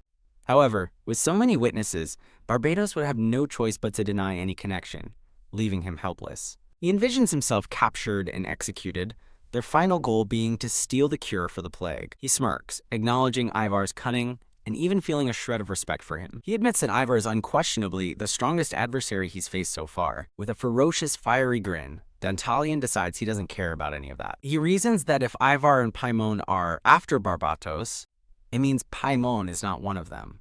He then questions Marbas's allegiance. He dismisses the idea, believing a high-ranking noble like Marbas wouldn't engage in such a scheme. He concludes his true enemies are just the two of them, Ivar and Paimon. He scoffs at their arrogance for thinking the two of them are enough to take him down. Wreathed in a fierce red aura, he vows their plans will not succeed. Marbas turns to Ivar, asking if this confession is what Lady Paimon told him about. Dantalion confirms it with a devious smile, stating that is exactly what he's saying. Marbus and Ivar are speechless, while a voice in the crowd gasps in disbelief. Lord Marbus stares in disbelief, wondering what on earth Dantalion is thinking. Dantalion calmly states he has his reasons and asks for the hearing to proceed as planned. Understanding, Lord Marbus agrees to continue with the proceedings. Dantalion interjects with a raised finger, adding one more thing as he addresses Ivar directly. With a vicious grin, he tells Ivar it's time to get down from his special seat and stop watching for his own advantage. Dantalion then turns his attention to a curious Lord Marbus. He argues that in a dispute between demon lords, it is only proper for another to act as judge. With a respectful bow, Dantalion formally asks Lord Marbus, the highest-ranking demon lord present, to take on the role of judge. Lord Marbus turns to address a visibly nervous Sir Ivar. Marbus informs Ivar that the matter is too great for him to handle and asks if he may take over as host. Lord Barbatos places a supportive hand on Lord Marbus's shoulder. A bead of sweat runs down Ivar's face as he grunts in frustration. Lord Marbus turns across the hall to ask Paimon if she also agrees to this arrangement. Paimon closes her eyes and reluctantly agrees that she doesn't mind. After a moment of consideration, Lord Marbus declares that the matter will be settled. Reaching out to the assembly, he officially announces that he, 5th-ranking Demon Lord Marbus, will preside over the hearing. The blue flames of the torches flicker, casting an eerie light on the tense hall. Lord Marbus formally summons the accused, telling Dantalion to step into the center to prove his innocence. Dantalion meets the challenge with a confident, knowing smile. He turns to Lapis and quietly asks about the status of that matter. Lapis nervously confirms that it's ready whenever he needs it, and Dantalion acknowledges her report. Dantalion instructs Lapis to watch closely, as he will soon give the signal. Lapis agrees, addressing him as Your Highness, while marveling that he can laugh in such a grave situation.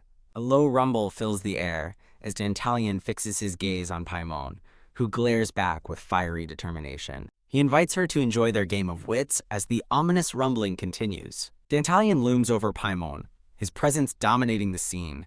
The two adversaries face each other from opposite ends of the Great Hall's checkered floor. With a smug smile, Paimon thanks Dantalion for accepting her request for a hearing. Dantalion grins back deviously, replying that he too wanted a long chat with her. They stand in a silent, tense standoff across the hall. Dantalion compares their situation to a medieval duel, boldly challenging Paimon to come at him. He declares that they should risk their lives to destroy one another. With a crazed, triumphant grin, he finishes his ultimatum. They will fight until one of them finally dies. Lord Marbus raises his hand and solemnly announces the beginning of the hearing. Standing before the assembled demons, Marbus declares that the verdict will be decided by a majority vote, which Dantalion observes. Paimon listens intently to the rules of the hearing. Dantalion internally scoffs at the idea of a majority vote, thinking it's a predictable tactic. He lets out a quiet, dismissive HMPH. A pair of elegantly dressed, pointy-eared nobles smirk from the crowd. Another pair of nobles exchange confident, sinister smiles. Dantalion recalls intel that around 40% of the guests are already allied with Paimon. With a hand to his chin, Dantalion begins to strategize. He coolly admits to himself that he is weak and no match for Paimon in terms of raw power. He reveals his true advantage, his knowledge from the game Dungeon Attack. A system window materializes, showing Paimon's name, race, and a likability score of 0. The system identifies Paimon with the title Apostle of Aphrodite. He remembers acquiring the skill after the tutorial, which at its max level could even read minds, a power he no longer has. Now he reflects, the only information he can see is a person's likability toward him. System windows confirm his fears, showing both Marbus and Paimon have a likability of 0. A wicked grin spreads across Dantalion's face as red energy crackles over his glowing eye, ready to turn the tables. Lord Marbus turns to the accuser, formally addressing Lady Paimon. Paimon agrees and begins her questioning, reminding Dantalion he was at Hermes Square in Niflheim yesterday. She continues her accusation, stating he skillfully convinced the people to kill Andromelius. Dantalion meets her gaze with a knowing, confident smirk. With his arms held open wide, Dantalion cheerfully confirms that her accusation is correct. Paimon is visibly confused by his nonchalant confession. As a vision shows a silver-haired figure blinding Andromelius with a glowing red slash, Paimon's narration specifies the act. Lord Marbas reacts with wide-eyed shock at the revelation. The noble assembly erupts in disbelief, with one man calling him an idiot. Another group of nobles is aghast, questioning if Dantalian has forgotten the common law. With a crazed grin and glowing eyes, Dantalian boasts he still would have ripped out Andromelius's heart and cut off his head.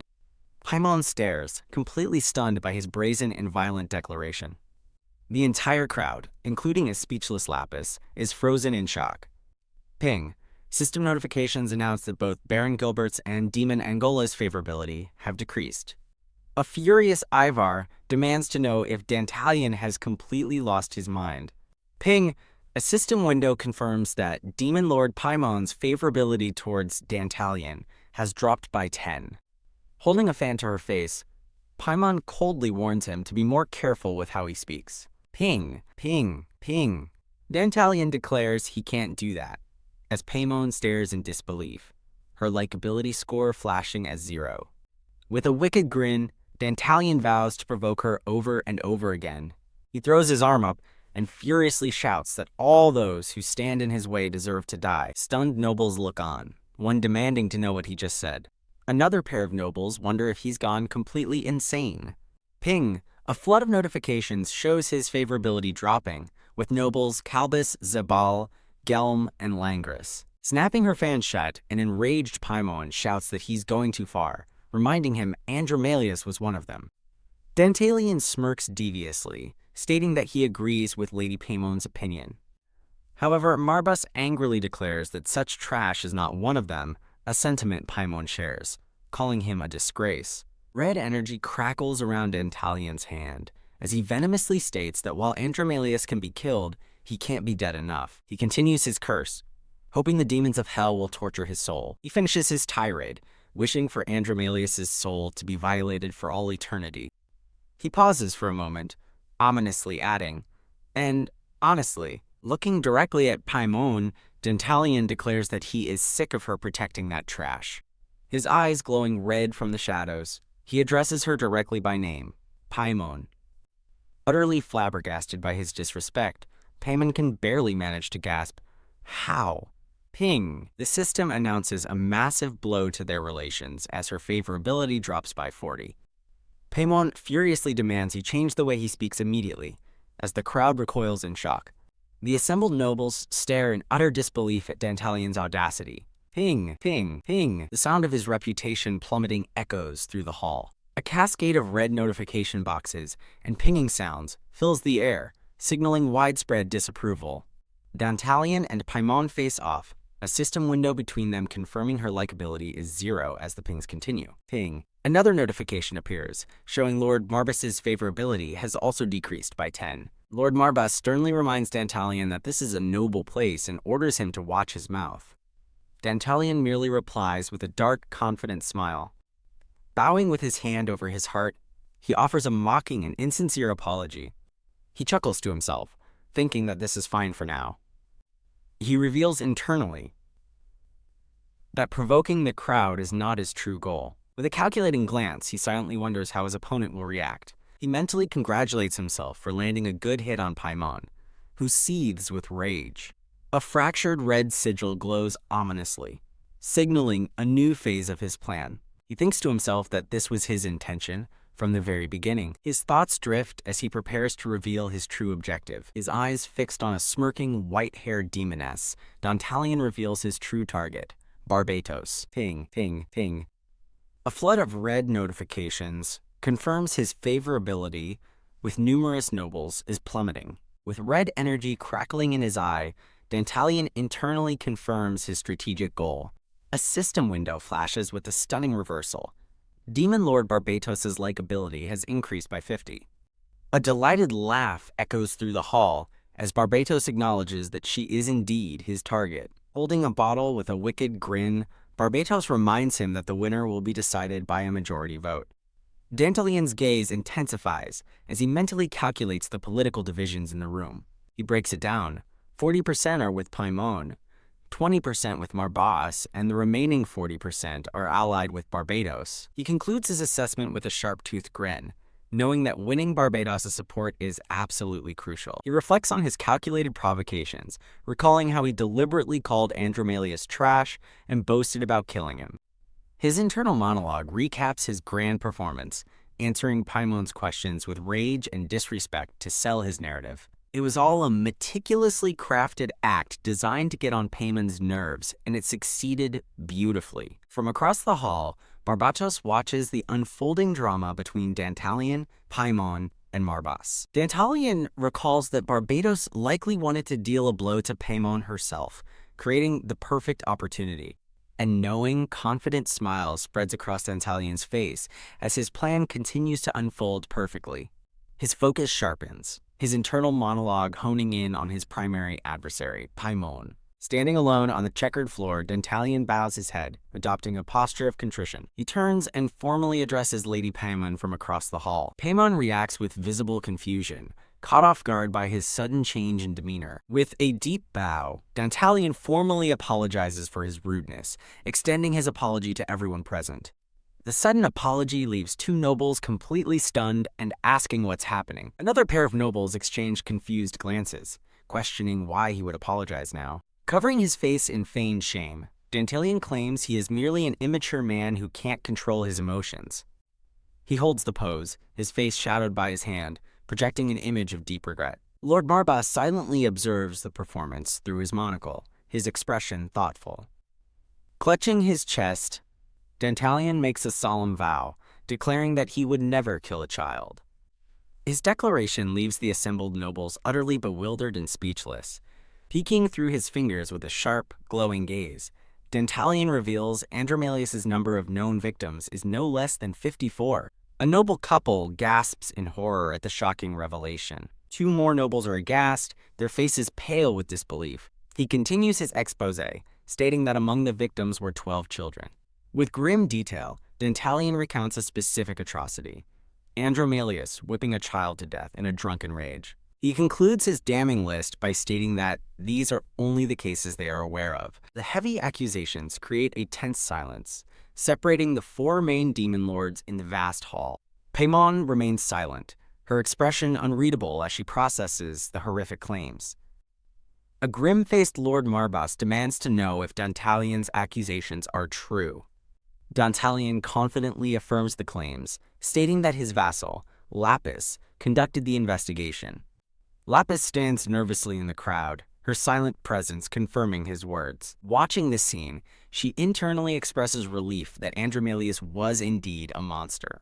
Dantalion smirks to himself, admitting he embellished the details but smugly noting that dead men tell no tales. He begins to spin a new story, feigning distress as he recalls hearing an old man screaming yesterday. As a noble listens in shock, Dantalion claims Andromalius started the fight, aggressively provoking him. He continues his lie, telling the stunned audience that Andromalius then approached him menacingly. Dantalion falsely claims that Andromalius attacked him immediately after discovering he was a demon lord. He then delivers the most shocking part of his lie, claiming Andromalius attacked not him, but the person he loves, gesturing toward Lapis. With cold fury in his eyes, he fabricates a brutal assault, describing how Andromalius stomped on her and punched her repeatedly. A noblewoman looks on in absolute horror at the description of the vicious, albeit fictional, attack. Paimon's eyes widen in pure rage, her teeth clenched as she listens to the blatant fabrication. Playing his role to perfection, Dantalion passionately asks the assembly what they would have done if they had seen their loved one so violently attacked. Dantalion rhetorically asks Paimon if it would have been better for him to simply stand by and watch. Paimon groans in distress, clutching a torch, overwhelmed by his relentless questioning. Dantalion grins wickedly, relishing his successful manipulation as he thinks of Paimon. He recalls how Paimon, unlike other demon lords, was known for being friendly to humans in the game. His internal analysis continues, concluding she acted out of genuine concern for the plague victims, a stark contrast to Ivar. He remembers how she believed he and Barbatos were the culprits, a slight her sense of justice couldn't forgive. Dantalion internally identifies her strong sense of justice as a critical weakness he can exploit. As red energy crackles around him, he declares that her sense of justice is a double-edged sword. His ominous declaration continues as he sets the stage for his final move. A heavy chain, crackling with red energy, materializes and stretches across the hall floor. As Paimon watches in horror, Dantalion announces that this is a public execution. He prepares to deliver his final, damning speech to the entire assembly. Pointing from the crowd, Dantalion condemns Andromalius as scum, who has no right to be called a demon lord. He passionately argues that the number of victims would only have grown, demanding they focus on what truly matters. As the nobles and lords look on, he declares that their focus must be on the innocents killed for no reason. Purple energy swirls around his hand as he explains, this is why he took the question to the people. He puts the ultimate question to the assembly, whether a bastard like Andromalius deserved to live or not. A trio of nobles is left completely speechless by his powerful appeal to justice. Two more elf-like nobles stare with blank white eyes, utterly stunned by the proceedings. Dantalion takes a step forward, internally preparing to address Lady Paimon directly. He corners Paimon, asking if she would defend a scumbag even if it tarnished the reputation of all demon lords. Extending his hand, he demands her answer, right here and right now. Paimon is completely flustered, stammering that this isn't how things are supposed to happen. She turns away in anguish, insisting she would never associate with a man like Andromalius. Trapped and stammering, Paimon's composure finally cracks under the immense pressure.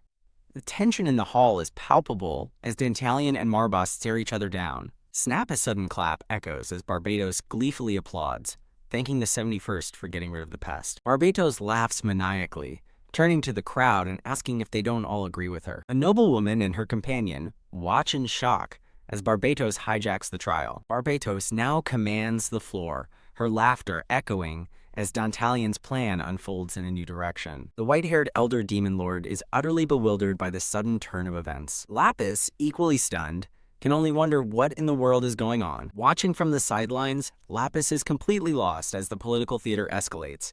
Ping ping, a flood of red system notifications signals a massive shift in public opinion. Lapis sweats, completely baffled and questioning what the hell is happening. Her confusion mounts as she tries to make sense of the chaotic scene unfolding before her. Ha! Ha! Ha! Barbatos's wild laughter fills the grand hall, seizing control of the moment. Her laughter continues to ring out, drawing all eyes as she relishes the chaos. Dantalion observes calmly, his glowing red eye, tracking the results of his gambit. Paimon sweats, her eyes wide with shock and disbelief at Barbatos's intervention. Clap, clap. Barbatos applauds, formally addressing Demon Lord Dantalion and praising his speech. With a feral grin, she eagerly confesses that she also wanted to kill Andromalius. She reveals Andromalius tried selling information to her while simultaneously hiding from her. Clapping again, she loudly declares her gratitude to Dantalion for killing that piece of trash. A noble with a green top hat looks on in silent horror at her brazen declaration. Barbatos turns to the silent crowd, questioning their shocked expressions as she continues clapping. Looking directly at Paimon's supporters, she challenges them, asking if they would truly defend Andromalius. The green-hatted noble and his peers gasp in shock at her direct confrontation. As the clapping continues, two nobles exchange nervous glances, unsure how to react. A noblewoman whispers to her companion, both caught in the rapidly escalating political crossfire. With a sharp-toothed grin, Barbatos declares that today is a blessed day. Clap. As the nobles look on in shock, she taunts them, asking what would happen if everyone knew they defended trash on Walpurgis night. Holding a bottle, Barbatos gleefully adds that all the other demon lords and nobles would surely laugh at them. The assembled nobles are left utterly speechless by her public shaming. URK. Lord Marbas grits his teeth in frustration as the sound of clapping fills the hall. The tide turns as nobles in the crowd begin to clap along, their faces twisted into unsettling smiles. Clap. The relentless applause echoes across the checkered floor, isolating the four demon lords in the center. More and more nobles join the clapping, their expressions unnervingly cheerful. Pointing across the hall, Barbatos laughingly declares that they would be praising Dantalion in Niflheim. She continues her speech, reframing Dantalion's actions as heroic for breaking the law to protect a loved one and eliminate a bastard. As Dantalion listens, Barbatos calls him a hero, then bursts into laughter at the brilliant irony of a demon lord being praised as such. Barbatos throws her head back and lets out a wild, maniacal laugh, relishing the chaos she's created. Her laughter stops as she calls out Paimon by name, who glares back in stunned fury. As the clapping continues, some of Paimon's supporters begin to stammer in denial. Another pair of supporters begs for the clapping to stop, asking in confusion why everyone is participating. Clutching her torch, Paimon desperately pleads internally for the noise to stop. Her composure shatters as she realizes Dantalion, the lawbreaker, has won, and that this isn't how things were supposed to go. The unrelenting clapping continues as the four demon lords stand divided on the grand hall floor. Lord Marbas watches the scene unfold, his monocled eye sharp and calculating, as Barbatos stands silhouetted nearby. Slam! With a single, sharp clap of his own, Lord Marbas silences the hall, drawing the shocked attention of Dantalion and Barbatos. Barbatos turns with an irritated sneer, reacting to the sudden interruption. Lord Marbas stands with authority, sternly warning her not to let this happen again. The nobles, now silent, stare with blank white eyes, completely baffled by the sudden shift. Wiggling a finger in her ear, Barbatos feigns annoyance but begins her next statement. She addresses the lords, admitting that she was, however, genuinely impressed by Dantalion's performance. Dantalion listens silently, as Barbatos muses that while low-ranking demon lords are usually trash, he has proven to be useful. With a sly grin, Barbatos claims she had no intention of disrupting the hearing. Having dealt with Barbatos, Lord Marbas turns his attention back to the distraught Paimon. He addresses the defeated Paimon, stating that it's time to wrap up the hearing. Lord Marbas watches her with a stern, unwavering gaze. Paimon's eye snaps open, a spark of defiance reigniting within her. Marbas calmly asks if there is anything else she wishes to discuss. Yes, Paimon clenches her jaw, declaring with renewed fury that she is not finished questioning Dantalion.